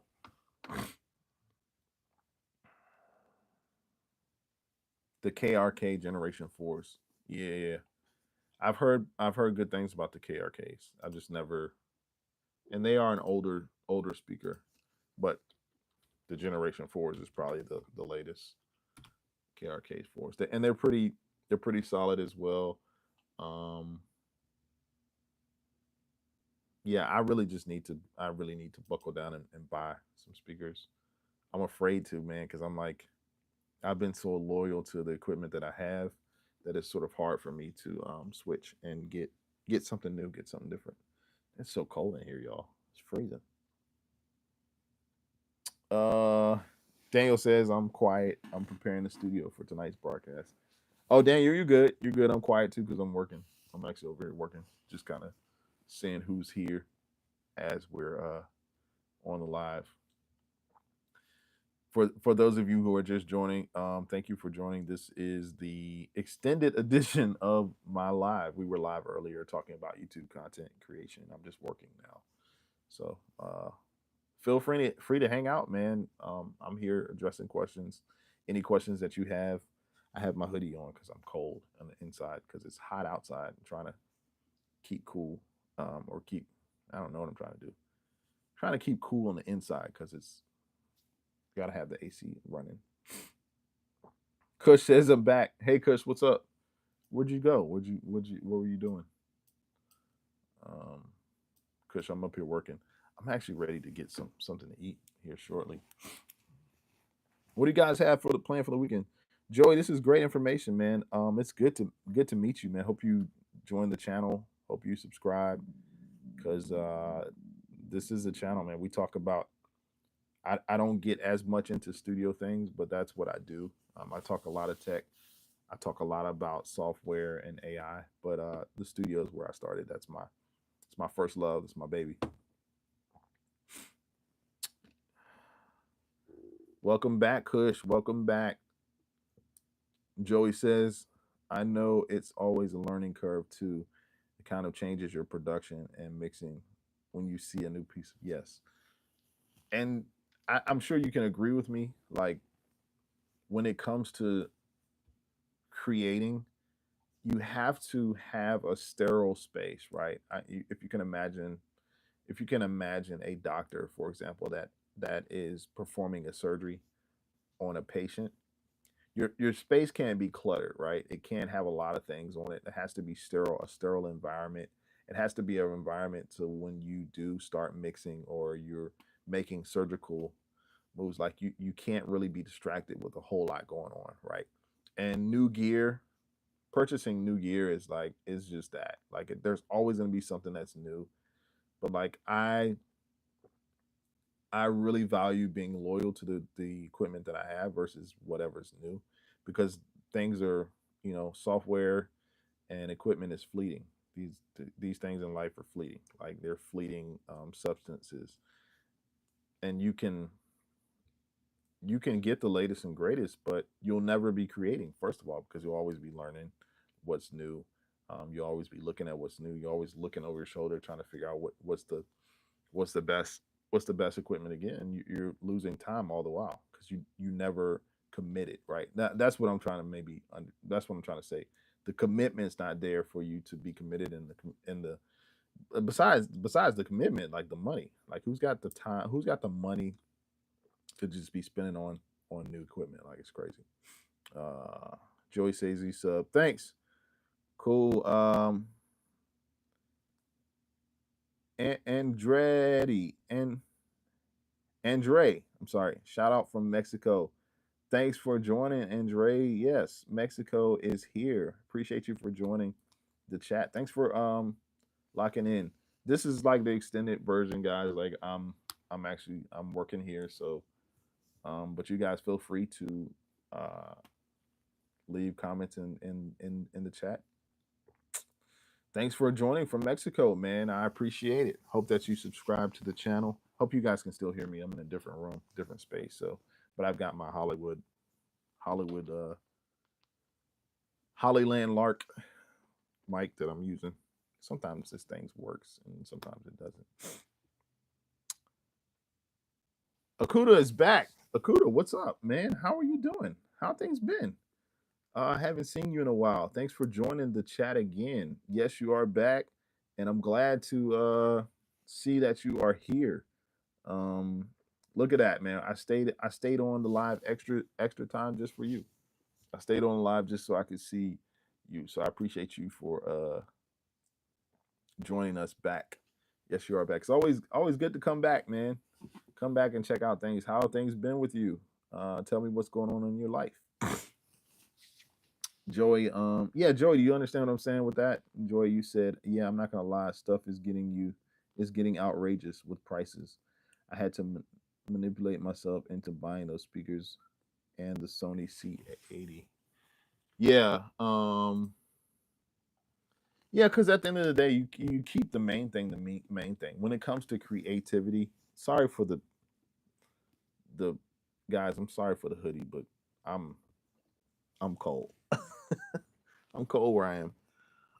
You have to keep the main thing when it comes to creating um or being creative, right? That always has to be in the forefront. Studio equipment cannot be your it cannot be more important than creating. That's why a lot of times when I create, I will actually, or if I'm going to write a song, I'm going to write outside of my comfort zone. Like my comfort zone is to be in front of a keyboard, in front of a piano, but I won't do that. I'll go elsewhere and create somewhere outside of the studio because it's just like why, why even why be comfortable with creating? You can't be comfortable because you're creating, right? You want to have a comfortable atmosphere, but you don't want to be so comfortable that you're boxing yourself in. So that's good. Um, yeah, good to see you. And Kuda, good to see you. Kush says, "What's your point of view about the iPhone 17 Pro? Will it be worth it like the iPhone 14 Pro series or not?" The iPhone 17 Pro is going to be nice. I will tell you this: it's going to be a nice phone. It's also going to be expensive. I don't know if you're dealing with tariffs like we are in America. I don't even know where we are on the tariffs. I feel like we went through one big tariff scare earlier this year. But the iPhone 17 is going to be absolutely good. Every time the iPhone comes out, it's an even better product. Now I don't like to I don't like to champion iPhones but so much because there's only but so much you can do with it, right?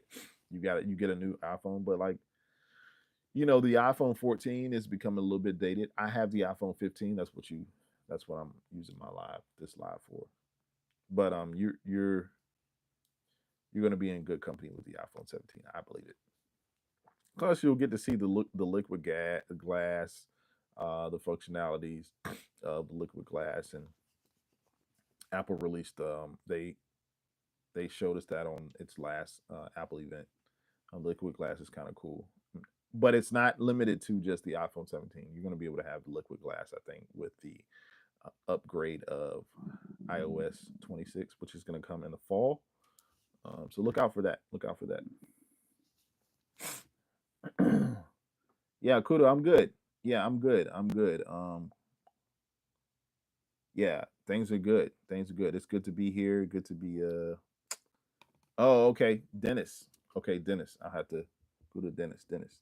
Yeah, you have to come back and see me more often, man. Guys, we're up here. I'm up here every Tuesday and Friday. So come check me out in the chat. I'll be here tomorrow, Friday as well. So please come check me out. Check me out. What other questions you guys have? What do you guys want to what would you guys like for me to talk about in my future lives or videos? Is there anything, any sort of software, anything you'd like for me to review or to talk about, or any questions that you have? Let me know in the chat, man. Let me know. Let me know. Let me know. Dennis, you're gone. Okay, I'll see you. Kush says, yeah, we're also having tariffs, but the manufacturing for the iPhone is now in India, so it cannot be that expensive. Right. You guys get a lot of knockoff phones, don't you? I'm sure there are a lot of like knockoff iPhones that are not really iPhones. Is that a thing there? I'm always curious about that. All right, see you, Dennis. Joey, thanks for joining, man. I appreciate you. Yeah, great stuff. Love to hear what you got going on in the future, Joey. Appreciate it. Come back and see us, man. I'm here Tuesdays and Fridays. I'll probably be here tomorrow and Saturday, same time. So yeah, have a great weekend, man. Good to see you. Great information. Great information. Yeah, but Kush, I'm curious. Are there a lot of knockoffs with the iPhone? Are there a lot of like iPhone? I know they have like a bunch of different knockoff phones for other like Android phones, but let me know. A lot of scammers in local market and secondhand market. Yeah, that's got to be scary. You're purchasing from a scammer, like, because is the phone going to even work? I mean, I'm sure. I mean, the parts are there. The parts are readily available. We don't have like. Could you imagine us trying to build? Well, I'll tell you. Let me just tell you. Us trying to build a manufacturing plant, like to to manufacture Apple parts for the iPhone. That probably take like 20 years to build. It's just crazy. But yeah, I can believe you. Like a lot of scammers are in the local market and they're in the secondhand market. So yeah, yeah, that's kind of crazy. That is crazy. Yep, good stuff. Kush says that's why I only buy from the official store. Yeah, I would. Yeah, I would not buy from anything other than Apple. Sometimes I did get one. So I got one phone from eBay one point in time. I think it was an iPhone 8 or something. I bought it from eBay and I was sort of scared because I was like, is this going to be the phone that I actually, because it was a used phone. So purchased it. I think I purchased it because I maybe cracked my screen or something, dropped my phone in water. I don't know what happened, but purchased that off of eBay and yeah, it worked. But you have to be careful of the scammers out there. Only get from the store. Only get from the store. Yeah, I love it. I love it. Everybody else who is in the chat, feel free to subscribe to the channel. My name is Brett with Anvil Music and Media. Thank you for joining. This is the extended dish edition of my live. I was on earlier. I'm still on now, but I'm actually working. So, um, yeah, here we are. Let me know in the chat where you're watching from. Give me a comment if you have any questions, any comments. Feel free to reach out.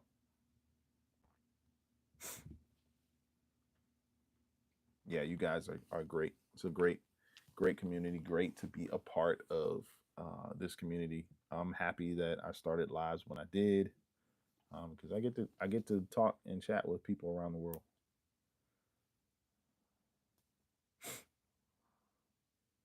Kush says, what can we expect from a place with 1 billion people living here?"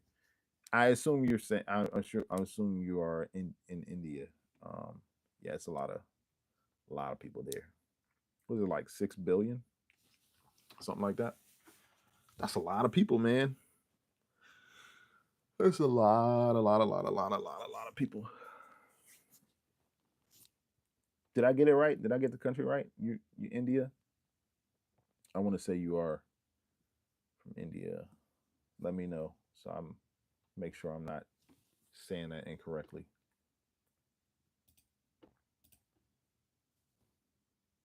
Usually in heavily populated areas. So I've been overseas a few times, and I've been to certain countries, and I recognize. So in America, if you don't live in the city, you sort of value your space, and if you're out in the public, right? Especially when I was out in the public in a certain country, I'm not going to name it because it doesn't really matter at this point. But because even the country, it doesn't matter because it was the people, it was the tourists who were coming from around the world. We were all in one space, and people are just bumping up to you, like it's just bumping on you, and like hitting you left and right. And I recognize that's a cultural thing. At first, I was like offended, like you see me right here, why are you hitting me? Why are you running into me? But because of people's mindset and their cultural differences, a lot of people live in cities that are heavily populated, so therefore space to them is different from space to me, right? Space to me is like 6 feet, right? I couldn't imagine being in the pandemic, like that's what it was 6 feet. But these people are like on you, like if you're in a crowd, they'll step on your foot, hit your knee, run into your shoulder, you know, almost poke you in the chest, right? So that's what it is. It's a cultural thing. India, yeah, India. Yeah, I get a lot of love from India, man. I appreciate those people who are rocking with me from India. Oh, you said not a scammer though. Just want to earn well and leave. Oh, you want to leave India? Okay, where do you want to go? Where are you looking to where are you looking to go? What country do you want to go to and live in? I'm sort of interested about that stuff, right? I'm also interested about different countries, different areas. Um, I mean, the U.S. is cool, but it's not the world. I mean, most people want to move here, but that's if you want to do that, then cool.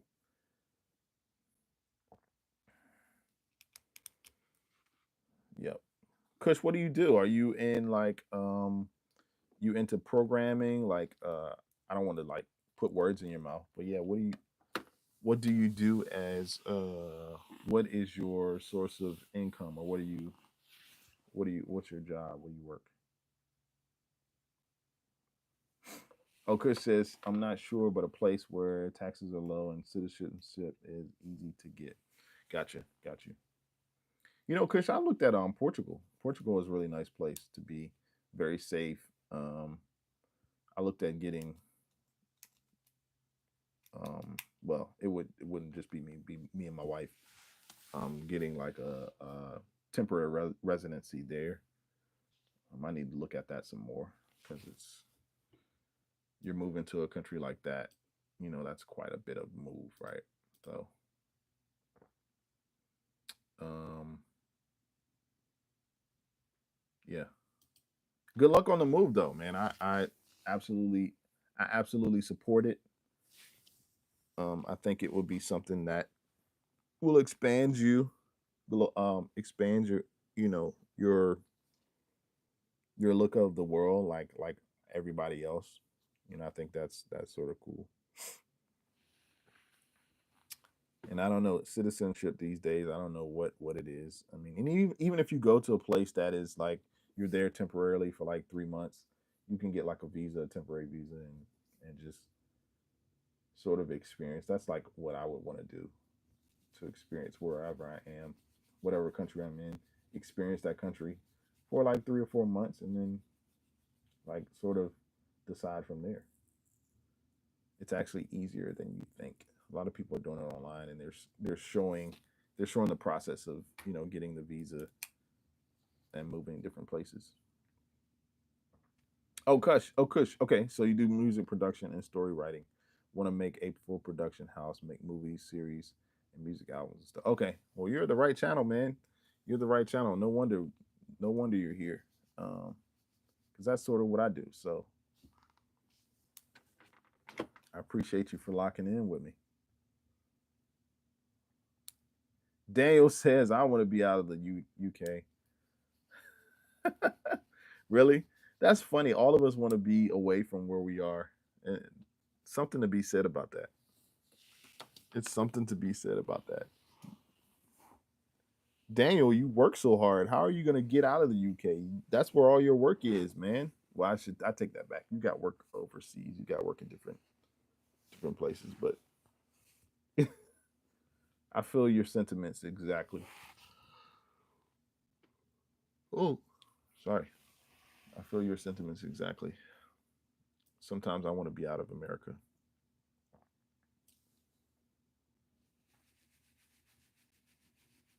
Daniel, where will you go if you should come to America, man? Come visit. Come visit America. Daniel, we had I had thought about my wife and I had thought about coming to London to visit. Last time we were in the UK, well, we were in we were in Paris last August for like a not even a day. Like it was a layover, but we were in Paris. Let's see. Kush says currently writing a story. After writing, I'll make a few test trailers in third so that I can pitch to a good production house. Oh, okay, cool. That's nice, man. My son is in. He does writing, creative writing, or script writing. My wife does it as well. She's into that. Daniel says my government took Orwell's writing as handbook on how to govern. I'm saving to go Thailand. Wow, please tell me that story, man. What is the deal with Thailand? What is the reason why you're at Thailand? You want to go to Thailand? You got to tell me. Got to tell me the reason why you want to go to Thailand. That's kind of cool, man. I'm definitely curious as to what's your reasoning behind wanting to go to Thailand. Please share if you must. Please share. Um, I want to hear what you got to say about that. There has to be a story behind Thailand, man. There has to be a story behind that.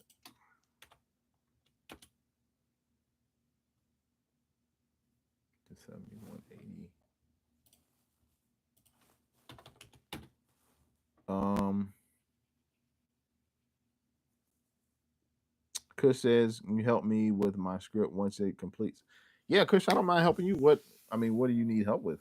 Just let me know what you need help with. What do you want me to review it? Daniel says there's a content creator doing work to fix dog street homelessness in Thailand. Oh, really? Okay. To fix dog street homelessness? So they have a lot of dogs running around, I guess. Hmm. You want to help them with that mission. Oh, that's nice. That's cool. Kush says I'll mail you and you can rate it. Yeah, email me, Kush. Anvil Music Media. ANVILL. There's two L's in Anvil. Anvil Music Media at Gmail. Send it to me. Daniel says weed is legal there also, and I'm currently consumed as a medical user in the UK. Okay, cool. Yeah. I mean, at one point, Daniel, like even my son, we were looking at some like pain methods for him to use some medical marijuana. So, um, all about that. Daniel says it's a global cause. Daniel, you are definitely a man after my heart, my own heart. You're a man after my heart. You have a very helping and kind and generous spirit. So many blessings to you for that. Um, Even following up with me on OBS, and I didn't get to it yesterday. I have it here to download, and I just need to do it. I man, so busy with different things, but I appreciate you for pushing me. Gotta have somebody to push you guys. Daniel is that person. Um, Daniel says Google search happy doggo. Okay, yeah, I'm gonna Google search it. Let's see, because I trust you. Happy doggo. Oh, fixing the global street dog problem. Yeah. Wow. Is this the guy?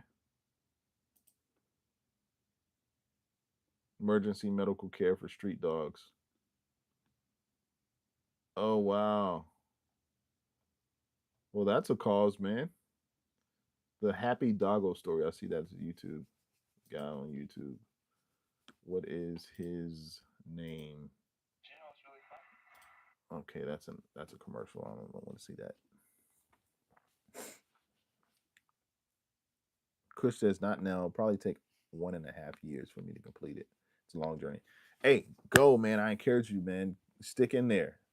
The fact that you know that it's going to take a year and a half explains or tells me that you already have a vision for what you're writing. So do it, man. Do it. I'm here to support you. I'm here to be with you on that journey. I plan on being around here for a year and a half. So if you stick with me, I'll stick with you. Daniel says to become immortal, you must first leave a legacy worth remembering. Daniel, that's very true. And I am about that. I feel like in the years to come and generations, my kids can see, even with YouTube, like they'll be able to see. That's why I like YouTube.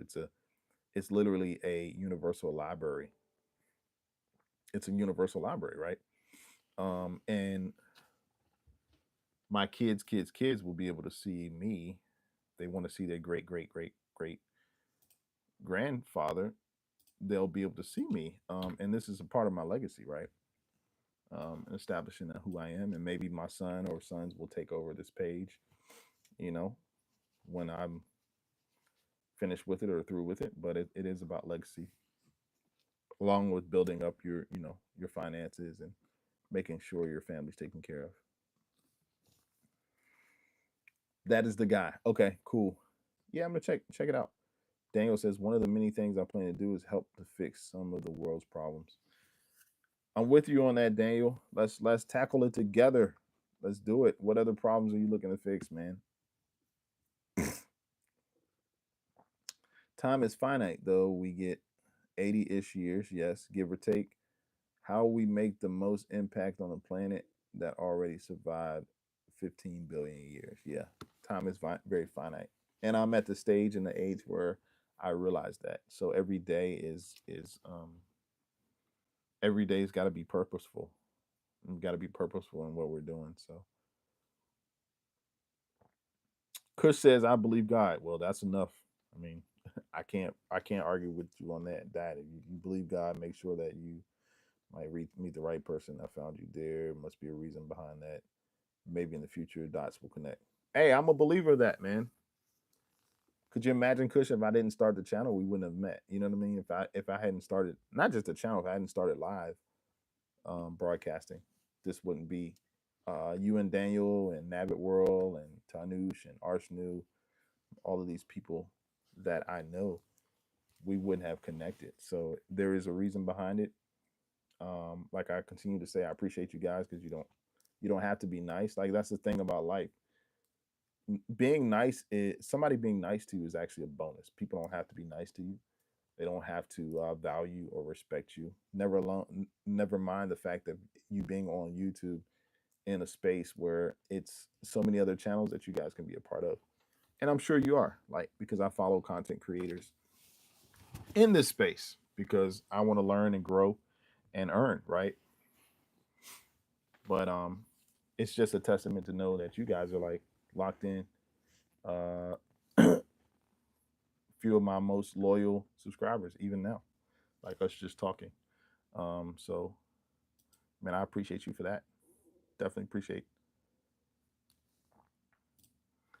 It encourages me. Definitely encourages me, man. Puts me along my way.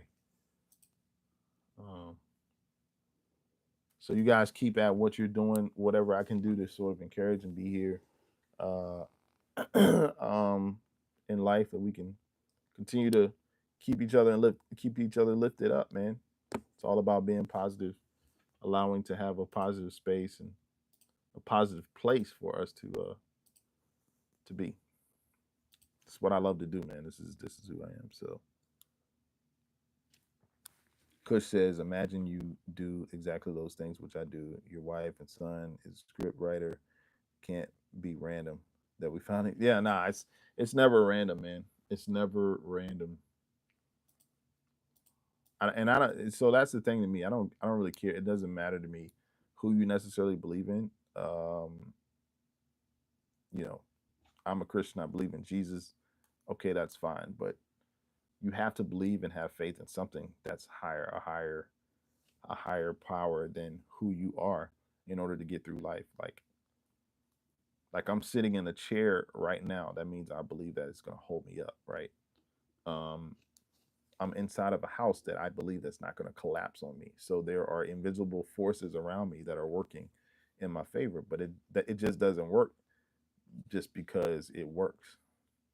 I also have to believe that it will sustain itself and remain. So that's the same thing about life and believing in, if you call him God, if you call him, you know, Muhammad, whoever it is. Not that I'm trying to be all super spiritual, but gotta believe in something. And above all, believe in yourself, right? Chris says I believe in God. I don't name him, just God for me. Don't want to be in a religious war. You're a smart man. You're a smart guy. No religious wars. Yeah, people like to people like to conjure up wars, that religious wars, and they've only, like Daniel said, you've only been on here 70 or 80 years, and the earth has been around for 15 billion. Hey, you back? Uh-huh. You good? How was it? No, I'm on live. Uh-huh. Everybody is. It's my wife. She's like, "You're on live." She probably won't come. She probably won't come on the camera. She's like, "You're on live. Don't show me. Don't show me." I believe in God. I don't name him. Yeah, yeah. So,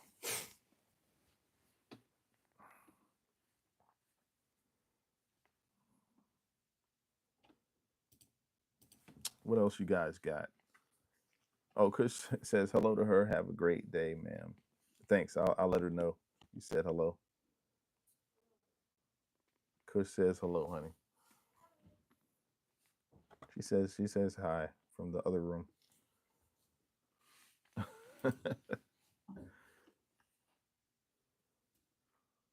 I'm not gonna be able to get her on camera, so no, it's not even happening. Not that you guys asked, but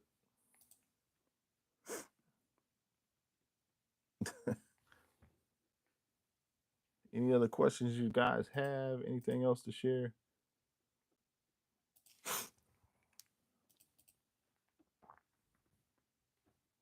Yeah, but good luck to you, Kush, on your project. Year and a half. That sounds like a good timeline. I'm gonna be asking you about it and be following up, uh, holding you accountable to what you're doing. Make sure you're locked in. Oh, I appreciate that, Daniel. Daniel says, I hope the miss is well, Brett. Daniel says hi.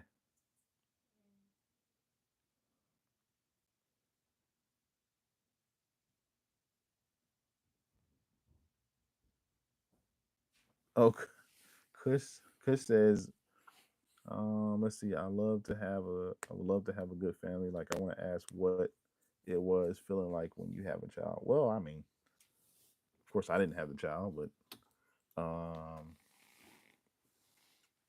having twins, I had twins. It's quite an experience. Um, yeah, I don't even know how to answer that, Kush, but yeah, having a family is responsibility, man. Space Nut says the studio is almost set up. Oh, you almost got your studio set up. Okay.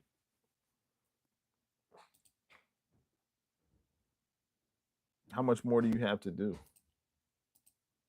I'm just curious. How much more you have to work on with the studio? Let me know. It's becoming a father is a gift. It's a feeling of responsibility and what to do better to the world. You're right, sir. It is. It is very much a gift. Um, Nothing like it, man. Nothing like it. So, Kush, you'll get there. You'll get there. I'm sure. I'm sure you will. You will get there. Awesome, awesome. Hey guys, if you are watching for the first time, if you made it to this point of the video, guess what? This is the extended version of my live. Normally, I'm not up here this much, but because I'm working and doing some things at work, you get a chance to hang out and be with me. So I appreciate that again. Thank you guys for joining the channel. If you get a chance, subscribe to this channel. And my name is Brett with Anvil Music and Media.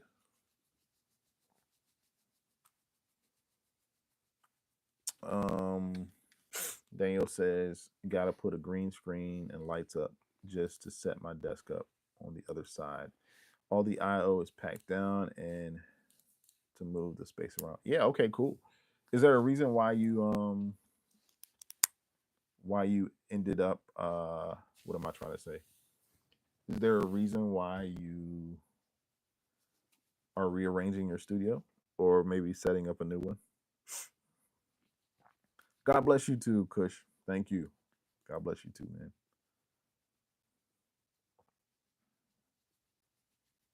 Kush says, I know I will break through one day or another. I know I have it in me. Yes, you do. Yes, you do, man. Yes, you do. Um, Keep that always in the forefront of your mind. Always keep that in the forefront of your mind.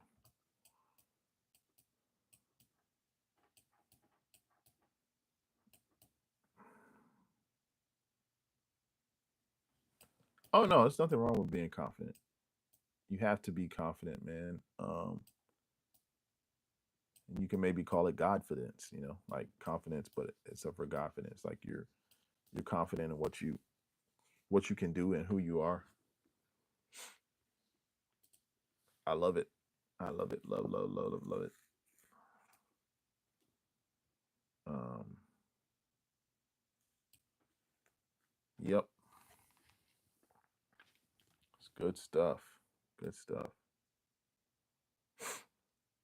Um, what else we got? Daniel says, I have a small property. It's my family's living space with a desk when it's not a studio space. Okay. Yeah, similar. Yeah, similar here. I mean, even though my studio is in a room that I sort of designed, it took me how long? It took me about 7 years to build my studio. I say build. It wasn't really build. I was just adding equipment, furnishing it, making sure the walls were treated. It took me about 7 years to do that. So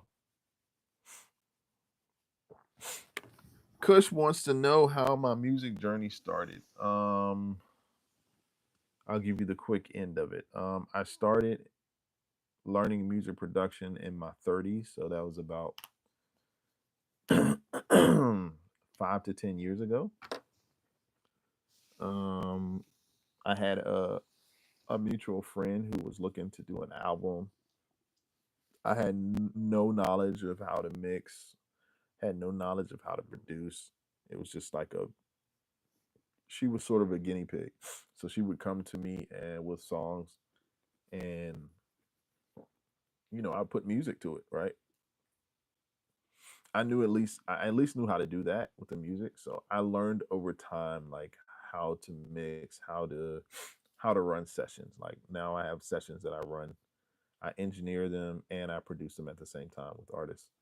Um, I don't do it as much, but I do it enough. But yeah, with her, the project, and I'll shout her out. It's Kim. Her name is Kim. She created a project called Never Too Late.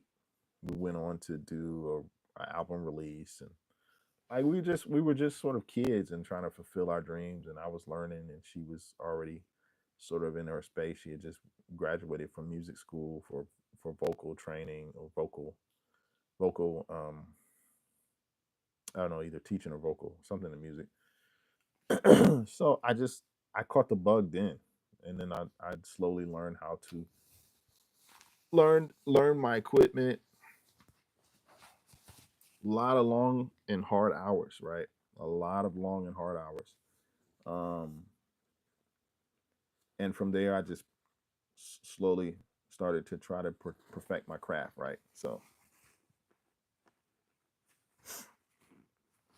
and from there, I went on to produce like 3 or 4 other albums, and I've learned a lot since, right? The quickest album to date that I've, sorry, excuse me, the quickest album to date that I've produced was, it took me like 9 months to produce like 11 songs. That was fast. So that's my production journey. Um, Social media and YouTube is another form of like my production during journey or my creative journey. So yeah, yeah. If you're new to the chat, please join the channel.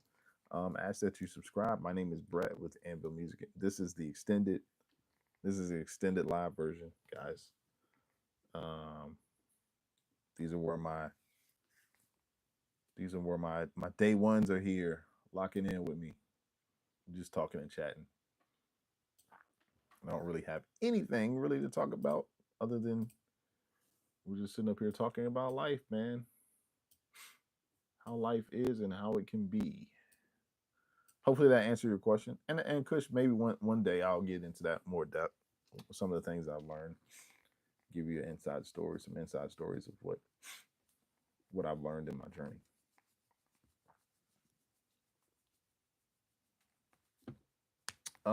Daniel says I have an outbuilding. Oh, I want to convert, but I'm saving for Thailand. No need to invest in the kind of money on studio. So yeah, yeah, you already know what you want to do when you want to go. So it sounds like Thailand's that's gonna be a major move for you down the line. So hey man, you know what you're doing. Like, how is the weather there in Thailand? Like, what are the seasons like? I'm curious. I'm pretty sure it probably gets hot. Maybe I'm not sure. Kush says it's similar to mine. I started doing music so that I can help my friend, and we're still trying to be better. Yeah, yeah. This music journey, man, has always been for me about relationships. It's about people. You're never in the business of business. You're in the business of people. So when it comes down to what you invest, it's not what you invest, it's who you invest in. So equipment doesn't give you emotion. It doesn't talk back to you, even though we're in the AI space where that's starting to happen, right? But you can't make it on an island by yourself. Like you have to have those. You have to have people who will support you, who rock with you, who are there with you. That's what it's it. Life doesn't work any other way. I know you guys agree with that because you guys are rocking with me right now. We're sitting here talking and having a great conversation.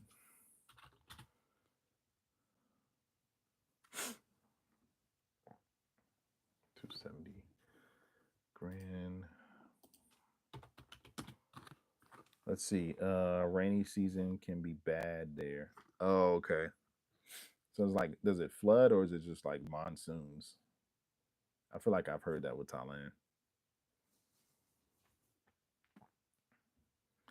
And that's probably not good for the homeless dogs. I mean, you got a whole bunch of rain going on. Like, that's probably not a good thing.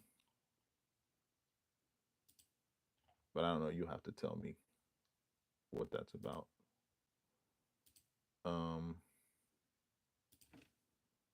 cool, man. It's good to like see you guys' dreams, man. Because we're like, we're gonna earmark this time, this spot, like this day was the 26th of June, maybe the 27th of June, 2025. These are dreams that are being spoken out right now, and it's gonna happen. We're gonna come back to this video and be like, oh, see, told you, this is what we're gonna do. This is what we're doing. My desire is to move abroad and maybe be abroad for like 3 or 4 months. We'll see what happens. It's my wife and I if we can do that.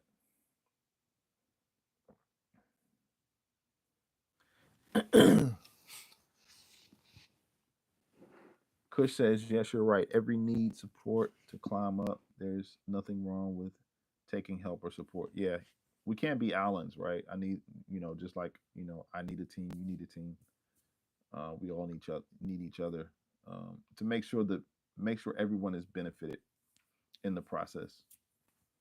Um, yeah, that's what a relationship's about. So Daniel says, when it's sunny, it's sunny. Yeah, that's what I hear. I hear when it is sunny, man. I'm pretty sure it gets hot.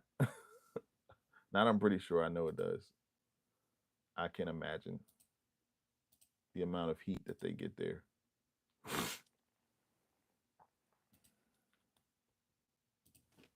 But I know it'll be an amazing experience. I know you're gonna enjoy it. Um, I'm happy even just talking about it now for you.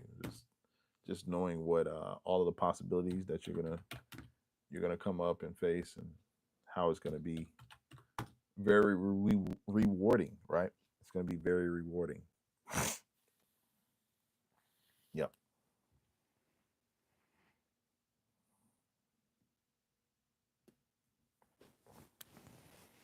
Kush says it's like the creator needs a viewer, viewers need content. It's a loop. Yeah, it is. It is. Bit hard to create, but worth all the time. Yeah. Yeah, the creator needs the viewer, because if you don't have any viewers, right, um, you probably need to look at, what you probably need to assess what you're creating. And it may just be for you, right? You don't need any view. Like, there's certain things that I create and I do that nobody probably will ever see. Like, guys, I got a jazz album I've been working on for the past probably 3 or 4 years. That's pretty much done, but it's like it's mine, and I'm thinking, for me, I'm maybe not going to release it because it's just for me, right? But then I may release it because I don't know if there's going to be an audience for it. But some things you just create for yourself, right? Other things, yeah, especially in this space, you need to create for viewers.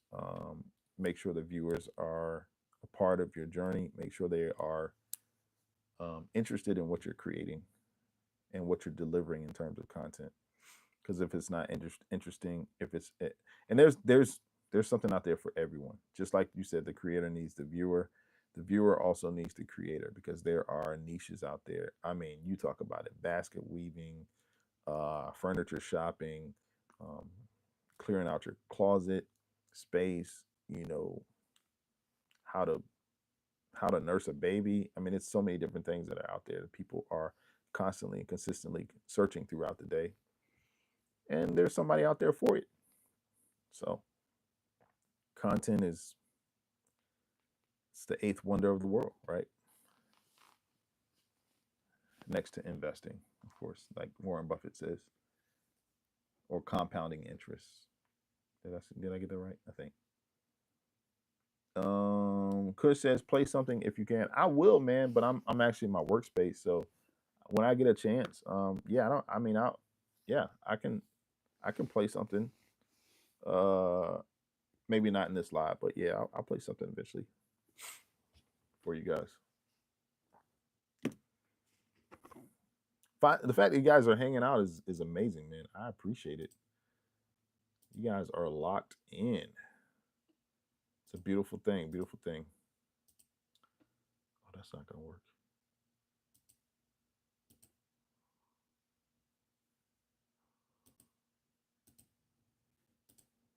You guys are amazing, and I appreciate you guys for locking in with us today.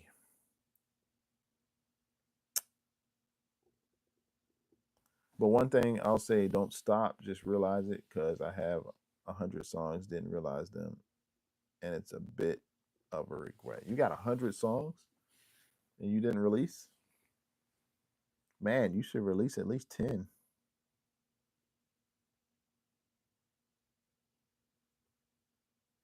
So yeah, you got to release your songs. I'll release mine. That's how we work, man.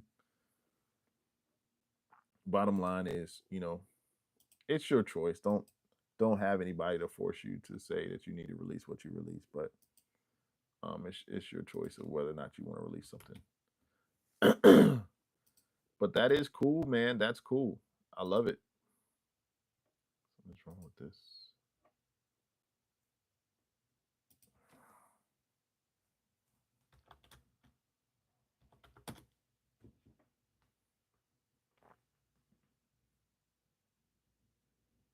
Udai, what's up? Welcome to the chat, man. How are you? Things are going good with me. Welcome to the extended edition of the live. I'm just working in the space, kind of addressing comments as they come. You're here. You let me know. How are you? Things are good here. I am working, actually working, getting some work done. I appreciate you for joining.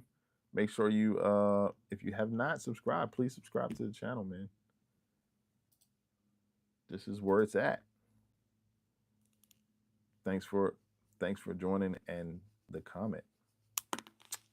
Udai Gamers. Is this your first time? It must not be. I feel like it's not. So let me not say that. I don't feel like it's your first time.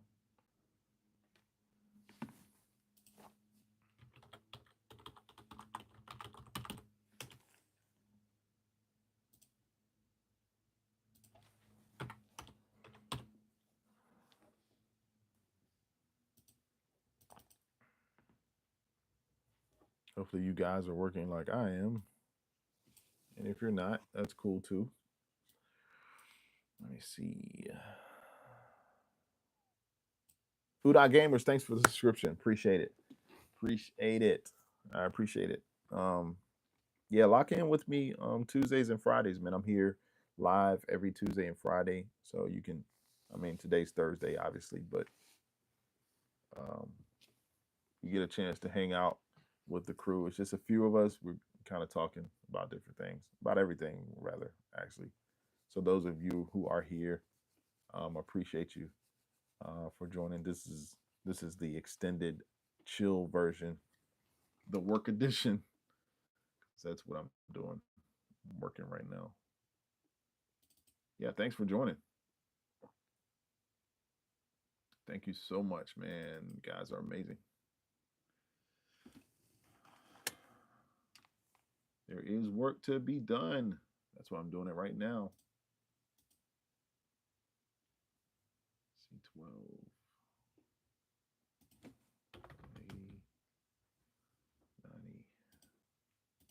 Sorry, I'm mumbling, guys.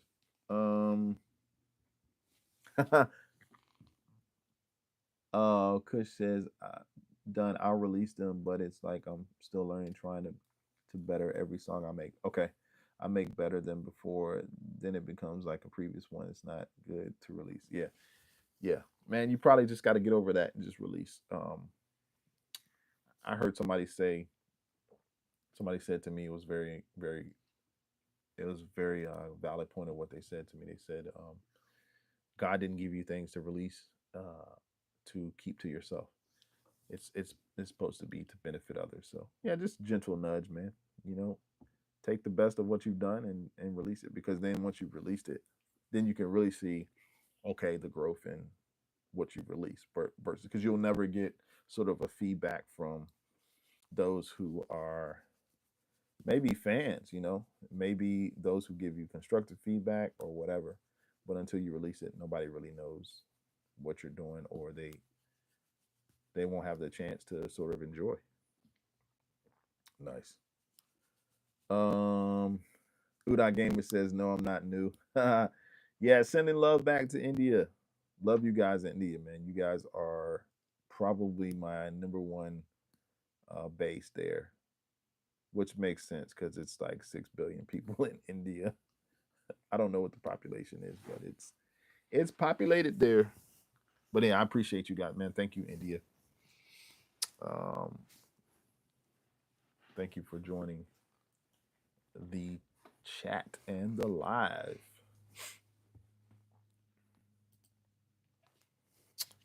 Daniel says, The longer, I think he's saying the longer stream is nice. Yeah, it is. It's kind of cool. It's kind of cool because I'm not in this. I'm not like sort of talking to everyone, so I'm not like I don't have to talk about AI or Apple products. I mean, I will if you guys want to discuss it, but it's just more of like it's more personal, a little bit more personal. So, Kush says I have a small cult audience of 10 listeners and they like them, but I don't know. It still feels like something's missing. Okay, yeah, Kush, it's always gonna be something missing with what you're doing because you're always evolving, but at some point, like the song is like or the music or the creativity or the whatever that you're making is a snapshot of who you are in that at that point in time. And some snapshots become masterpieces. You just never know, right? Because you're an artist, right? So imagine if, for example, Picasso or Michelangelo or whoever, not Michelangelo, but Picasso. I guess Michelangelo was a painter. They were all artists. Like imagine if they didn't release their paintings, like they just kept them. Like you don't want to do that. So yeah, release them out. Release them.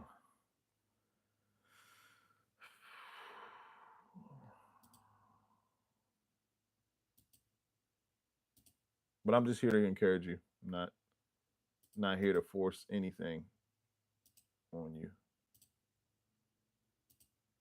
You do what you do, man, and good will follow. So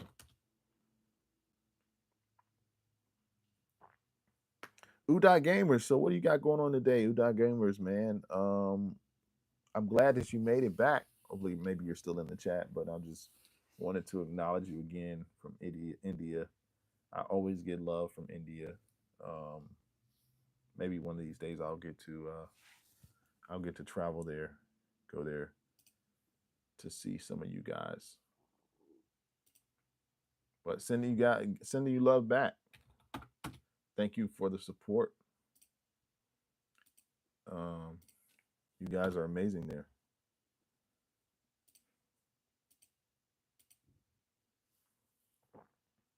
And not all Americans are crazy. I know my perception to the world is just like a little different, right? It's a little interesting, but yeah, yeah, don't judge us too harshly. Right, Daniel? Don't judge us Americans too harshly. No, I'm just joking. Kush says it's a drawback of creative field with time things and thinking change. Yeah, so when you're creating something that I believe there's a shelf life of what you create. That's why you have to manage that shelf life to make sure because you are going to get better. The song is going to morph into something, and you may be moving on to something else. So you got to capture those. It's like catching lightning in a bottle, right? Nearly impossible. But when you're creating, you're catching lightning in a bottle. But you don't catch that lightning in a bottle to hold it. You catch it to release it again, right?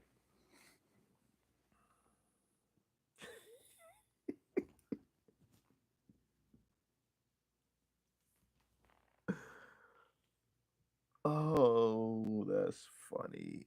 Daniel, that was funny. That statement can be used in so many different. Oh man, it can be used so many different ways. I'm gonna repeat what he said. He said America is like the world's weird uncle. You're right on, man.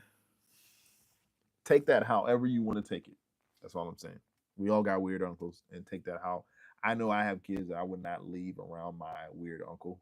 I just no, not I'm not. They're not staying with them. They're not in the room with them. Need I say anymore? Yeah. So, damn, that was a great quote. That was great.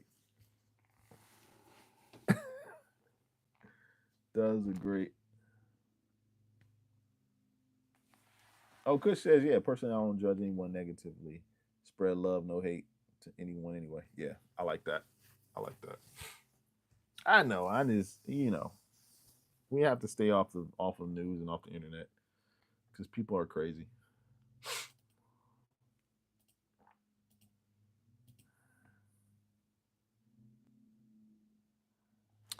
And if there's something wrong, I'll just ignore it and focus on myself. Yeah. Yep. Yep. I agree. I agree. Daniel, you are hilarious, man. America is like the world's weird uncle. I'm gonna see what I can do that. I was gonna let me see if I can. Okay, because I really like that. That statement there is hilarious. There you go.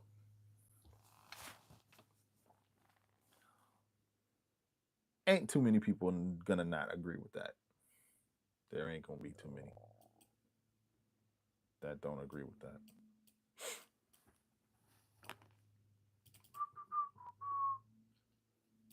Let's see. I got this.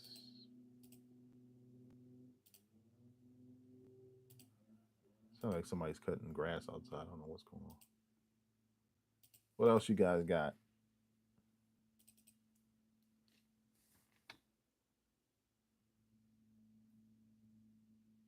Kush, you said I want to see Karen's IRL. What's that? What is the Karen's IRL? I don't even know what that is.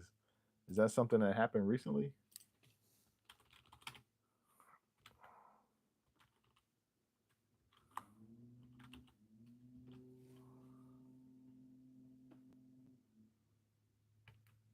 Are you talking about America's Karen? Because yeah, we have plenty of those in America.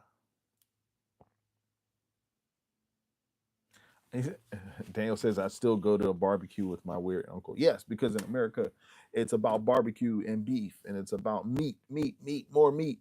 We don't do vegetables. We just do meat. Yeah, barbecues here are amazing.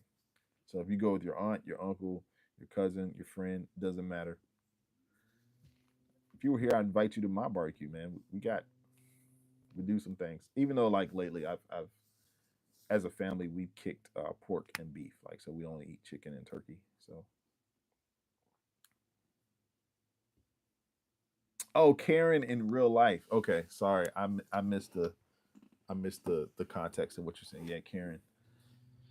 Yeah, man. There are Karens out there. I've run into a few myself, so it's a real thing. It is a real life thing. Karen is not a figment. It's an actual real super villain. My light not coming on. Did my light go out? I figure out. I'm trying to get one of my lights on, guys. Let's see. Oh, it came out the socket. My light came out the socket. I'm have to replug it back up. Gosh, guys, I'm getting too old to do this. Replug this light up. Oh, there we go. Got it back up.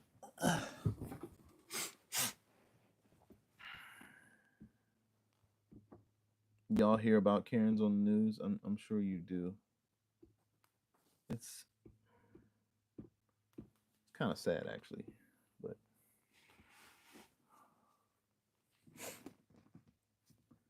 oh, Daniel says I'm vegan. Well, Kush can tell you like there's vegan barbecue, which you may already know. Like they got vegan barbecue, I think that they use. Like I'm not sure. But yeah, I'm not vegan, but Kush says America Karens to watch them in real life. It's the best content to watch if you just go want to laugh your heart out. Yeah, it's watching a Karen perform is very entertaining. It's also sad, but people who are entitled, there are plenty of people who feel entitled in this world. I was talking to an individual who was who was at the bank. Somebody who working at the bank was talking about how people are they come into the bank and they feel entitled. Um, And to feel like you're entitled to certain things, and you don't even really realize how you're acting out, and people are like looking at you like, that's really who you are, like, you know and like you actually have a family, you have people that, yeah, people see you like this, you're acting crazy and wacko, and this it's it it's just now caught on camera, right? So I think it's hilarious personally.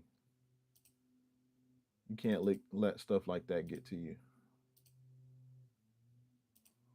I mean, who is the who is who is the guy version of Karen? Is it Ken?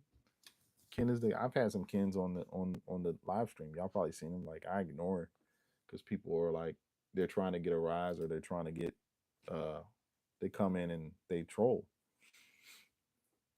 He's like the ultimate troll. People think it's funny, but yes, vegan barbecue is a thing. Yes, yes, and I haven't had any. I wanna check it out.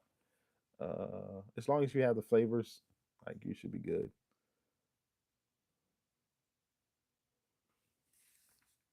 So you can get some vegan barbecue with your weird uncle. That's funny. That is hilarious.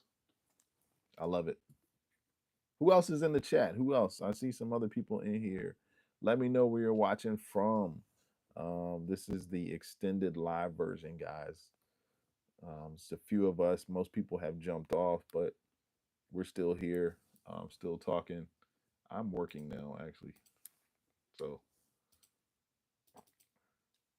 feel free to jump in if you have any questions, concerns, if you whatever is on your mind, let us know. Let us know. You can't see it here, but I'm actually my screen is back here. I'm working on my screen. Let's see.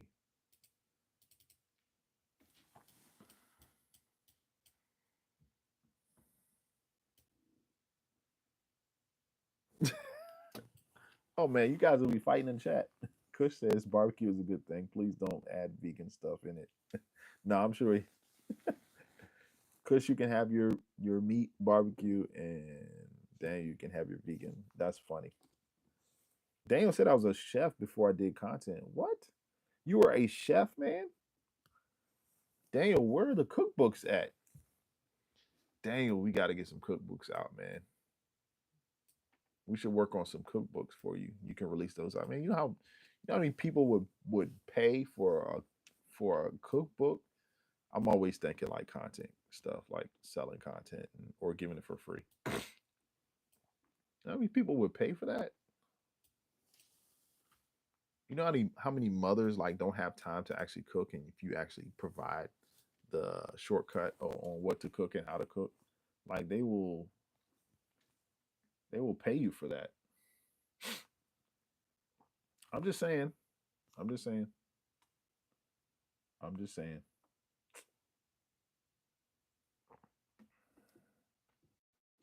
Don't hate me for saying it. Just saying.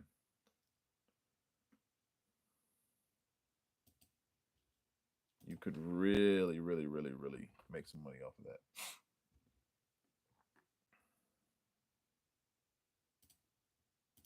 Maybe that's not something you want to do, but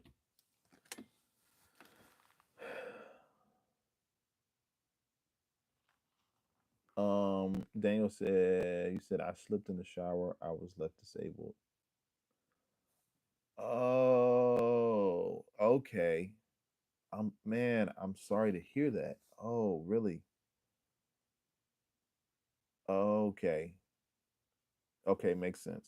Got you. Daniel, the thing I love about that is you didn't stop, right? Like, that's a reminder of, like, not to give up on what you can offer and what you can bring to the table, because just because you were a chef before, but still you still have that knowledge, right? You still have all of that knowledge in you that you could literally, like, you could probably have like one of the greatest cookbooks that people ever know. Like you just make your own cookbook or whatever, because you still sure you know how to cook. That doesn't go away, right? Measurements and all of that, they stay the same, right? It's just you're putting you into the cooking. But I like to cook. I like to cook as well. I like to cook as it helps me to it like relaxes me, which is weird. It's work. Cooking is work. It requires work. So why is it relaxing to me? Like, yeah, it's something that I do other than what I do throughout the day. So that's probably why I like to cook. So yeah, Dan, you got a story, man. You got a story. Um, a chef to content creation to help dog. What a journey. Respect. Yeah, that's quite a journey, man. Daniel, you are you are different and cool in a you're cool in a different way, man. You have a great story. I love it. Let's see. Sorry, I'm looking sideways. I'm looking at my computer. Probably like, what are you looking at? I'm on my computer looking. Like, what are you looking at sideways? This information I'm trying to get is like not. Let's see.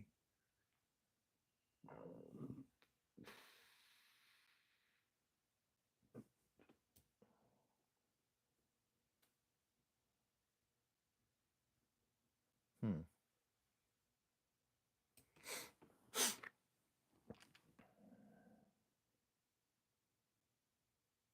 Um,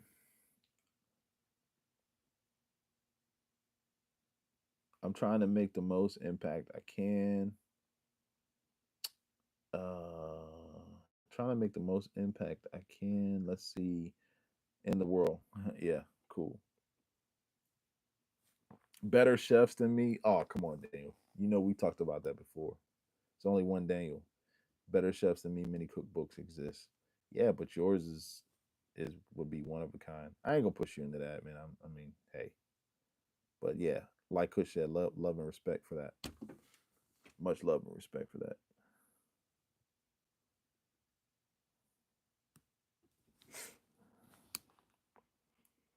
At least you can tell us, man. Like, what sort of specialties do you have? Like, what sort of spices go together? Like, what goes good with veggies? And like, I'm always like trying to find new ways to implement and to cook. So yeah, the bottom line is you still were a chef, so that's cool. And as you say so eloquently, the trick to do is to do as much good on the earth as I can before I leave for the thing that comes next. Yep, it is. If you guys are just joining to the channel, thank you for joining. My name is Brett with Anvil Music and Media. Please feel free to like and subscribe to this channel. I have to say that just to remind those who are here and who may be jumping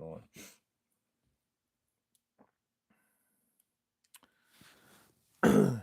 Daniel says, I just cook korma. See, that's what I'm saying. Like you cook korma. I don't even know what that is. Coconut based mild curry. Oh my Jesus, man. That sounds good. Daniel, we're coming to your house for dinner later, man. Sorry. You already invited us. It's too late. No take backs. Yeah, korma sounds good. Mild curry. Yeah, I like curry flavor. Never thought to mix curry with coconut. Kush says I'm here eating beans. Hey, beans are good too. Beans are good too. No meat, cute Kush. You're not eating any meat. What's up with that, man?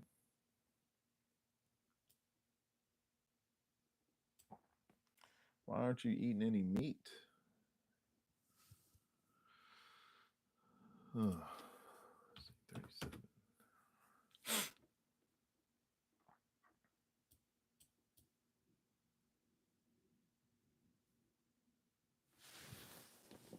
Kush says I'd be happy to cook, but remember it's that awful vegan stuff. To be honest with you, Daniel, we were vegan. I was vegan for about a year and a half. So Well, I shouldn't say vegan. I wasn't vegan because I was still eating cheese. I was vegetarian. Is that right? Vegetarian is no meat, but you can do cheeses. Is that right? Am I getting that right? I was somewhat of a mix in between. How about that? But I know I was not eating any meat for like a year and a half.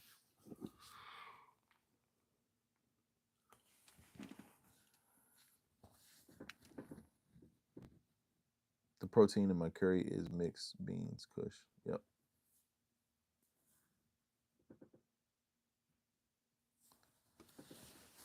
Kush says just taking fibers and carbs before gym. After that, chicken and shake. Yeah, yeah, yeah. You got to go to the gym to get it off. Got to go to the gym to get it off. Um, it's very true. Very true, man. Very true. Great conversation, guys. This is great conversation. So we got some vegans. We have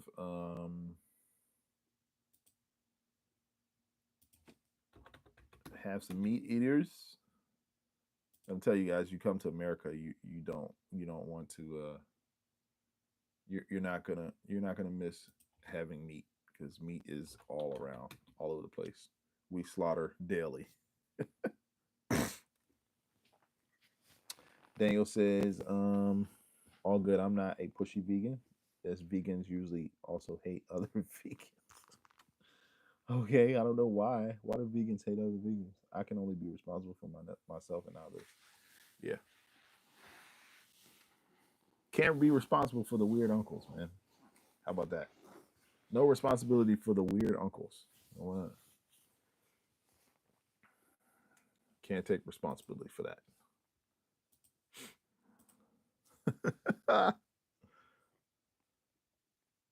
So Korma, what else you got, man? Any other cool vegan dishes that you make? Does Miss Space Nut make any cool dishes?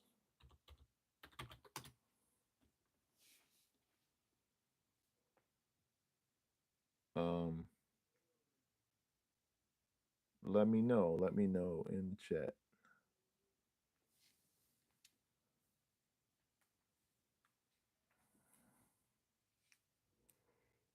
But you're right, Daniel. Most other vegans are like crazy. They're like, "Oh, why do you eat meat? You're gonna die. You're killing animals." Or you're not really a vegetarian. You're not really a vegan, right? It's like people calm down. Chris says my family is also vegetarian. Only me and my brother eat non. Yeah. Oh, Miss Space Nut is bedbound. I do the cooking. Okay, gotcha. Okay. Oh, I got you. Prayers up for her. I eat a lot of stir fry. Stir fry is really good, especially if you get the right spices. Stir fry, man, you can. Yeah. Yep. All right. I see we've got a bot in the channel. You guys see the bot in the channel? Most dishes you can do with meat and dairy. Just think, but rabbit foods. Okay. Yeah.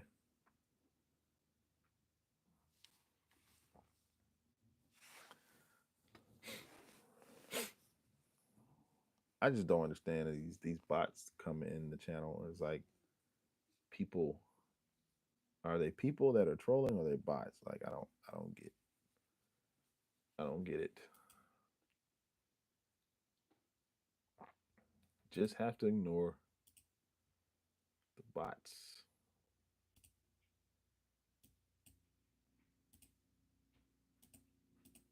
Let's see.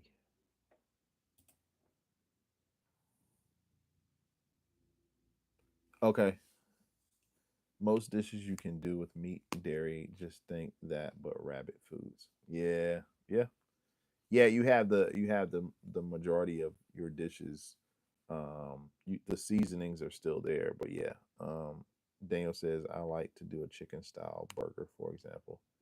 Yep. I like it. I like it, man. I like it. I always like trying new foods. Like that's a part of my makeup, man. I'm definitely all about some new foods. So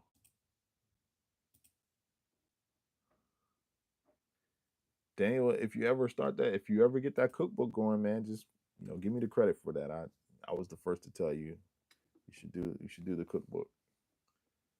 I'm just joking. I'm joking. I think that would be awesome though. If you did a cookbook, that would be super awesome.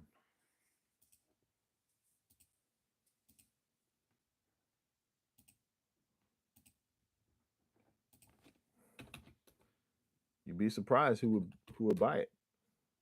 You'll have a whole bunch of Karens in line waiting to buy your vegan cookbook, which is funny. That's hilarious.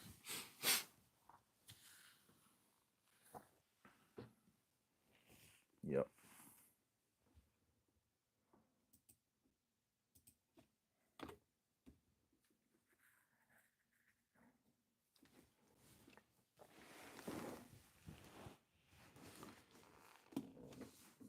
What else do you guys have? What else you guys? This is the work edition, the extended live edition.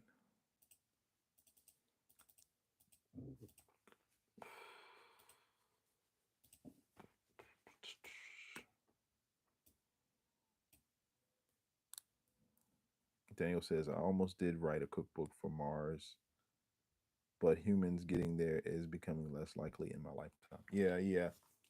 It's something about with the Mars. It's something about the Earth's orbit. So we have to get on like so the was it the Earth orbiting around like there's a certain time period where you have to. It happens every so many years, like 5 years or so, to where you can get on that. And I don't. It's probably more than 5 years, but you can't just take off from Mars and according to the rotation of the Earth, you can't just take off from Mars and get there. You have to time it right. There are scientists out there that are timing a trip to Mars, and it's not gonna. It probably won't be for like 2030 or 20. No, not 2030. That's in 5 years. Probably won't be for another 50 or 60 years. Daniel, you probably know more about that than I do, but that's what I hear. That's a lesson that I got on it.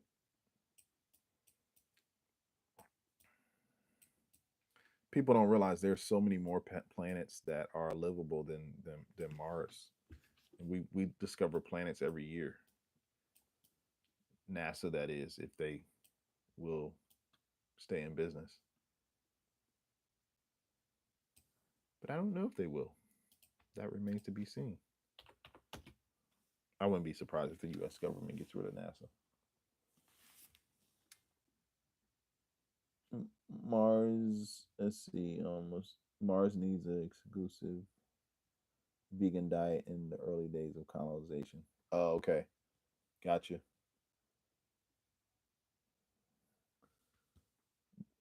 Oh yeah. Kush says I like a burger with a mushroom patty. Yeah, the mushroom, like the big mushroom, and you put it on. Yeah, I've had those too. Those are amazing. Home and transfer window is every 26 months. See, yeah, yeah. See, Daniel, you're on it. You're on it, man. See, you're like my. I'm gonna start calling you the translator. Daniel is now effectively called the translator. Everything that I say, Daniel like translates. Like, oh no, it's this. It's the human. The home and transfer window is every 26 months. Yeah.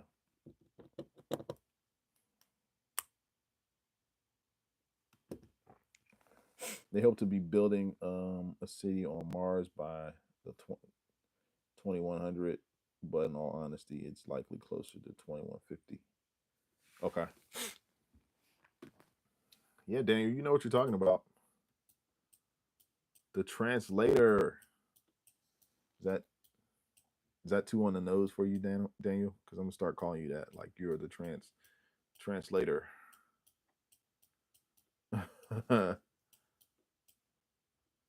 like everything I say, man. You like know exactly what I'm gonna say before I say it. I love it. Absolutely love it, man. Let's see. BMP2, 1621. BMP2, 1621.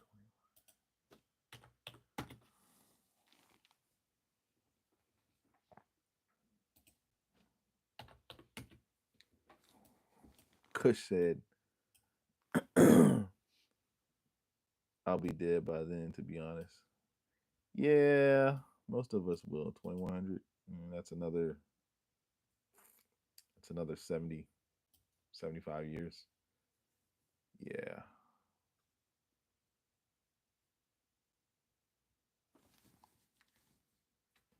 I think so.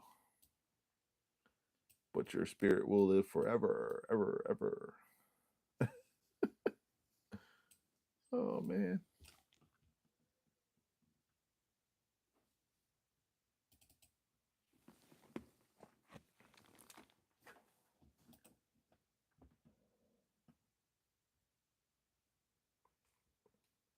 We are close to age reversal, Kush. So let's talk about it. Age reversal. They're coming out with like some pills that are so not to be too graphic, but the moment the sperm intersects the egg, there is some type of process. I'm not sure what it's called, but that's when aging starts. So your cells, they're coming out with technologies to regenerate cells or to totally reverse aging. And eventually, we're gonna have that to where, because right now we have obviously supplements and exercise helps to slow down aging, right? But there are technologies right now that are being implemented. I started researching on that actually a couple days ago. Like pills you'll be able to take to reverse age. So they do like it's like it alters your cells, which is crazy. I don't know if I'm saying that right, but that's the research that I've come up with so far. We're close to the ability to upload ourselves into the digital afterlife. Yeah, that sounds like some Black Mirror stuff. Brett, if you like age reversal, Google Brian Johnson blueprint. Yes, as a matter of fact, I will. Da- Daniel, you know the nerd that I am. I will Google perhaps anything to learn. Does he have any videos on YouTube? He probably does. Brian Johnson blueprint.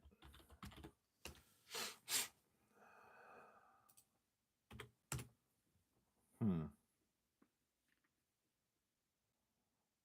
It's about. Is this like vitamins, supplement foods?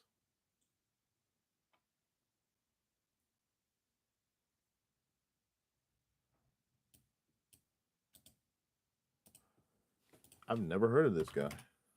Never heard of him. Never heard of him.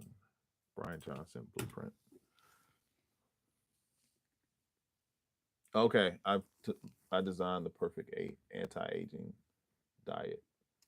Wonder how many views he got. 1 million views. Yeah, it makes sense. Supplements to reduce cholesterol naturally in 1 month. Nice, nice, nice. Don't want that. Just want to learn my lesson and do my work and leave. Age reversal.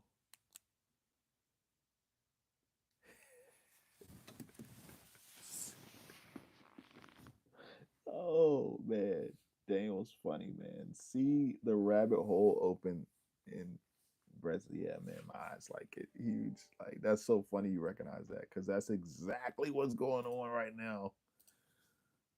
I'm all about some rabbit holes, man. What's wrong with me? All about the rabbit holes.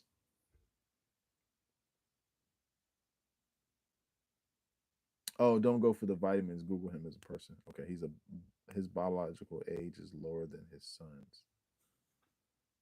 Really? How did that happen?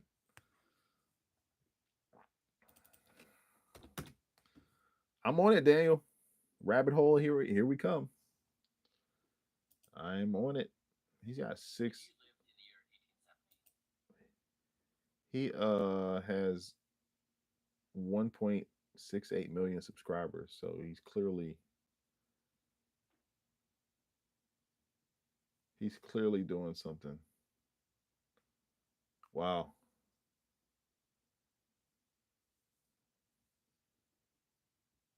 Okay. Well, I'm here, man.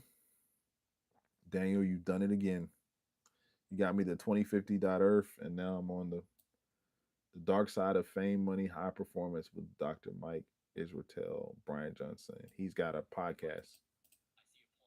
He's got a podcast online.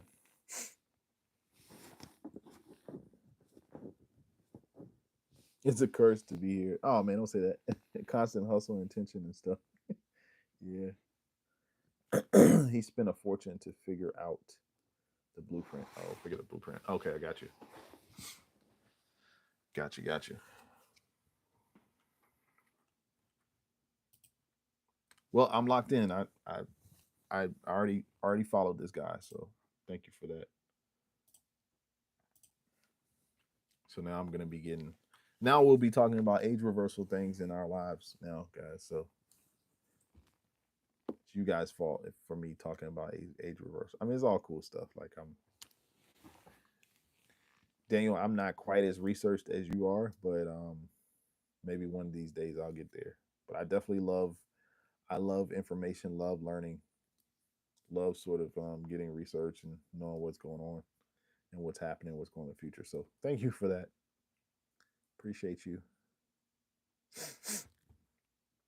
Kush says, I just want to make billions, enjoy life, make a family, and let them do their things. Yeah.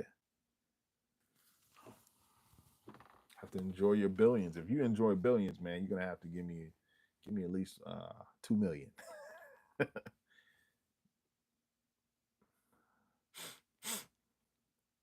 But yeah, that's what life is about. That is what life is about. I love it. I love it. Love it. Love it. Love it. Let's see here.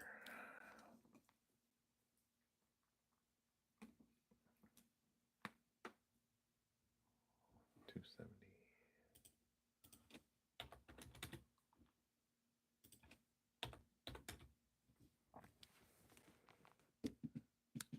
Okay, Daniel's got a legit question. All right.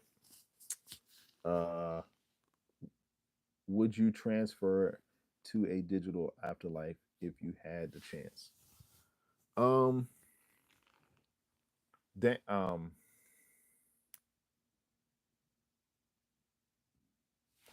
I'm, I mean, I'm down for it. Like, right? I would absolutely, right? I mean, why not? Now, my motive in doing that is not because I want to live forever, but all the knowledge and the creativity, I would like to have that put in a capsule. So maybe that's the representation of that digitally. If that would be the solution, then absolutely, I would.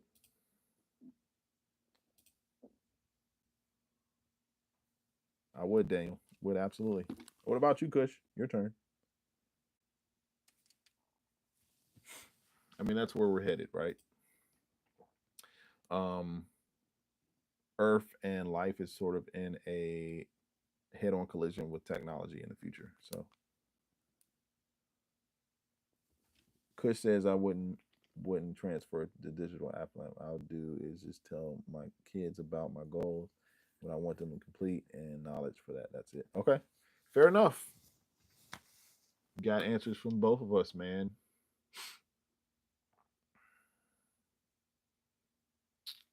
What do you think about that? Now, Daniel, I seem to think that you would.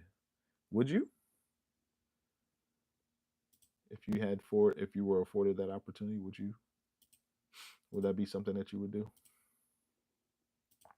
Let me know in the comments. Both sensible outlooks. Where are you on? Where are you on this, Daniel? I want you to tell us, where are you?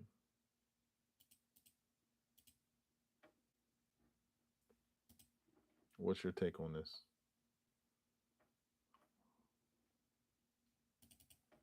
Let me know. Let us know. Let us know.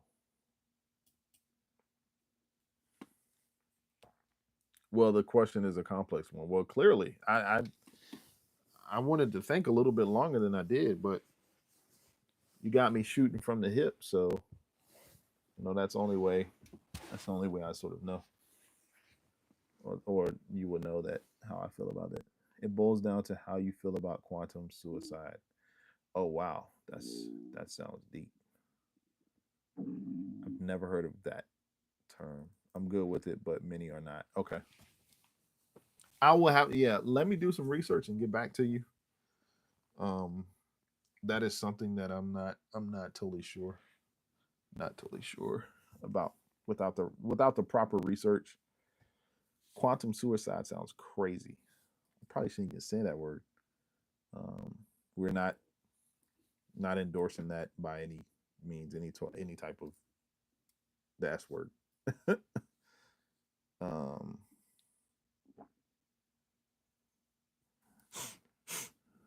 but sounds interesting, man. Sounds interesting.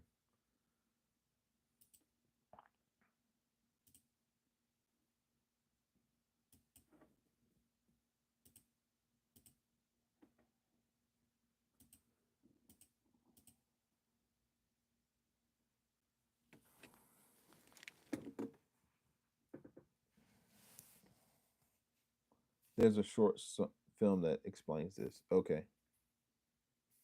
Personally, I think I look at death as a peaceful thing, and I want that peace after I have done things what I'm meant for and what I'm here for. I'm a bit of a spiritual guy. Yeah, that's perfectly fine to be spiritual, man. Yeah, death is probably definitely a peaceful thing.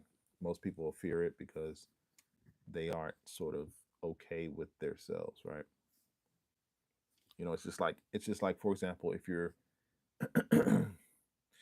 you're getting ready or there has been a party that's been scheduled and you're supposed to go to this party, and all week you've been like procrastinating, right? You hadn't got your clothes together, you hadn't got uh your itinerary straight, you hadn't got the gift straight, and the party's coming on a Friday. Say for example it's Tuesday, you're still procrastinating.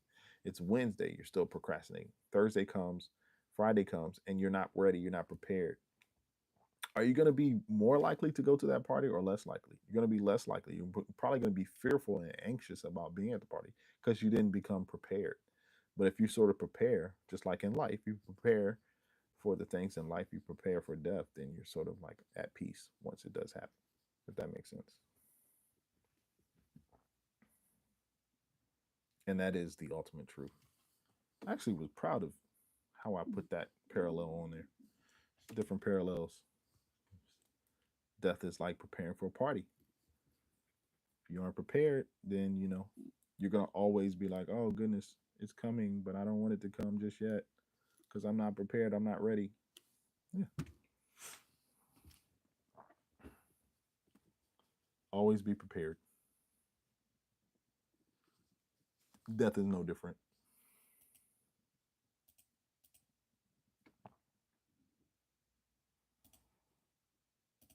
I shocked myself with that analogy.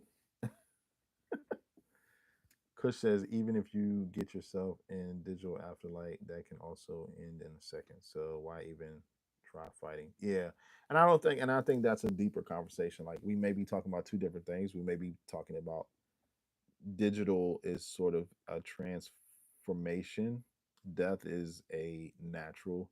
So, man, this is a great topic, guys. I'm gonna tell you why. This is a really good topic. I'm gonna write this down and maybe do some research on it and continue to research and then maybe propose it in one of our next videos. I think so. You guys help me. How should I propose the question? So we're talking about digital out the digital afterlife versus natural deaths. Y'all help me formulate. Y'all are my staff right now.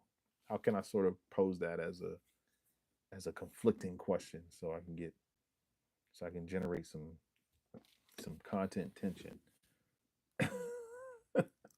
Kush says it's a bit of a paradoxical topic, but a good one. Yeah, yeah, it is. It is a paradox, right? The tension in that is sort of crazy. You could, in theory, back up a digital copy of yourself with tools available now. Yeah, well, those tools are probably like they're not as good as how they're going to be.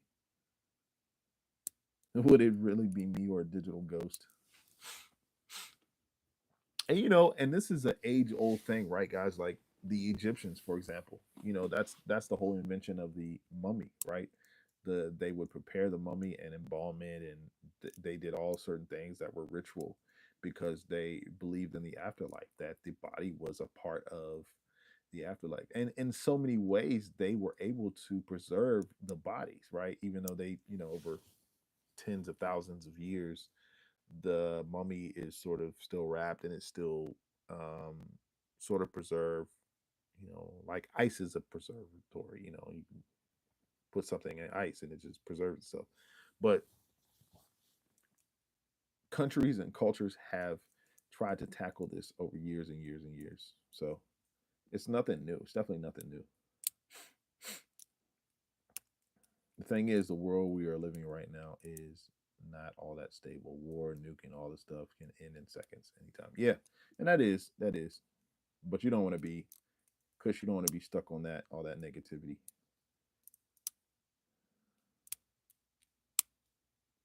Daniel says, I'm the West. We went through big mummies eating stage, so we lost a lot of those. Whoa, really? I didn't. I've never heard of that. That is different. Very different. Very different. But yeah, let's talk about it, man. We'll. That's a nice topic for me to bring up. Um, the digital afterlife. That's what I want to call it. The digital afterlife. Google how many mummies got eaten. Wow, it's another rabbit hole, Daniel.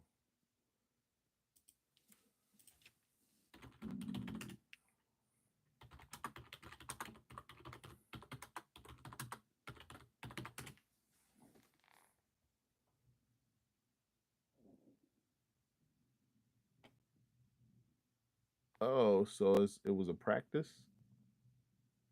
The gory history of Europe's mummy eating fad. Wow. So they would eat mummies as like medicine?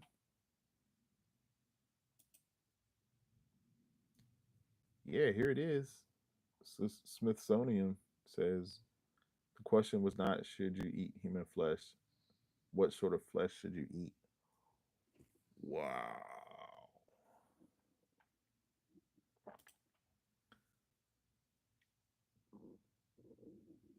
Wow. So they eat people, eat mummies to get power? Man. And which countries were this?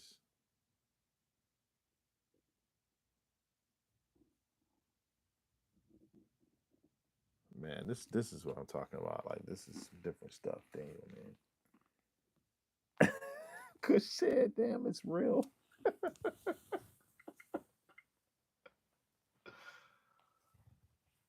Oh man.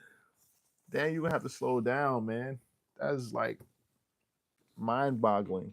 People were out here eating mummies.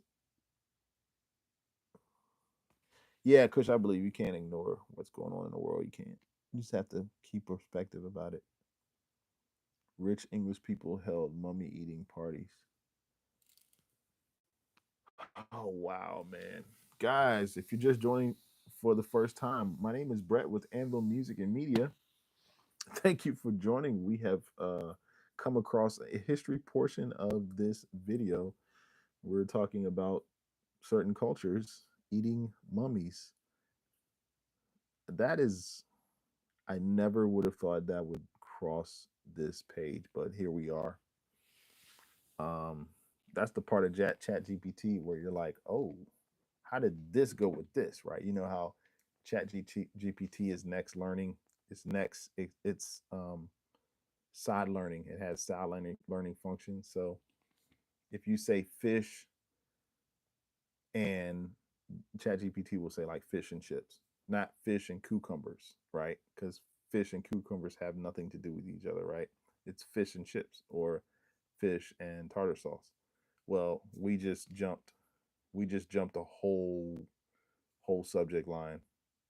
We went from fish to cucumbers. Like there's no in between to this.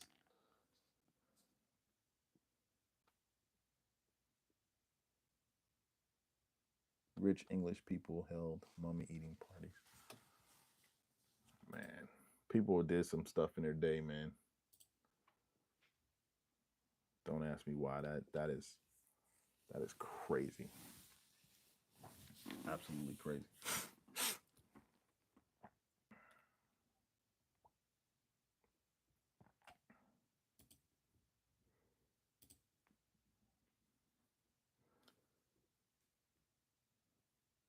Are they brain dead or is it us? Um, well, they're definitely dead now because the 1700s was 300 years ago. So yeah, that's some different stuff, man. Guys, if you watch this extended version of this video, I promise you, I'm not like tripping. We're just this is a live where I talk to my most trusted followers. We get to talk about everything from mummy eating flesh to quantum computing to digital afterlife. Heavy stuff. Daniel, you should start a podcast. I will be your first guest, man, because I want to know all about this. This is amazing. Yep.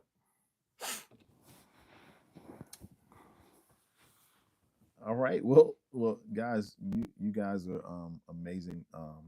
Thank you all again. You know I'm gonna be back tomorrow. So uh, please lock in, man. Kush and Daniel, thank you so much for the conversation. Never ceases to amaze me what I learn, even from being on live on a channel that is a learning channel. It's an educational channel, but like I said before, I'm all about learning, all about providing substantive material. Um, and yeah, Daniel says, "How about you co-host the podcast with another friend of mine that has a similar view set?" Yeah, man, hook us up, Daniel. Like, link us up, man. Link us up. Let us know. Let me know. We can get that going. I would love that. If he's like into tech or whatever he's in, we'll do that. We'll do that. We'll do that ASAP. ASAP. Make that happen.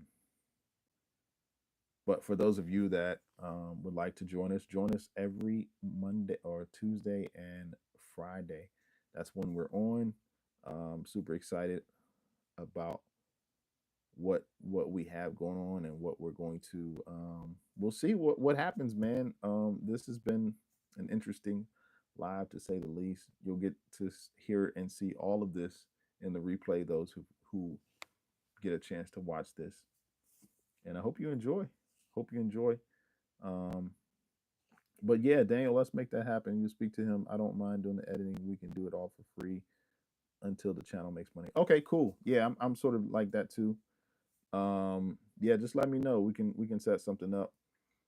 The reason why I'm actually getting off the phone because like my battery is gone. Like I don't have any battery left, so I don't want to end abruptly on you guys without saying an official uh, have a good evening if you wherever you are in the world. Have a good rest of your day. We will see you on tomorrow, man. We'll see you on tomorrow. And just remember to live life, man, love and peace and all of that stuff. I'm gonna get back to my work. All right, Daniel. Thanks, man. You take care too. I'll talk to you soon. by American Uncle. I'm not the American uncle. I'm not. America's the uncle. I'm not the. I'm not the uncle. Remember that. Just yeah. Let's leave with that.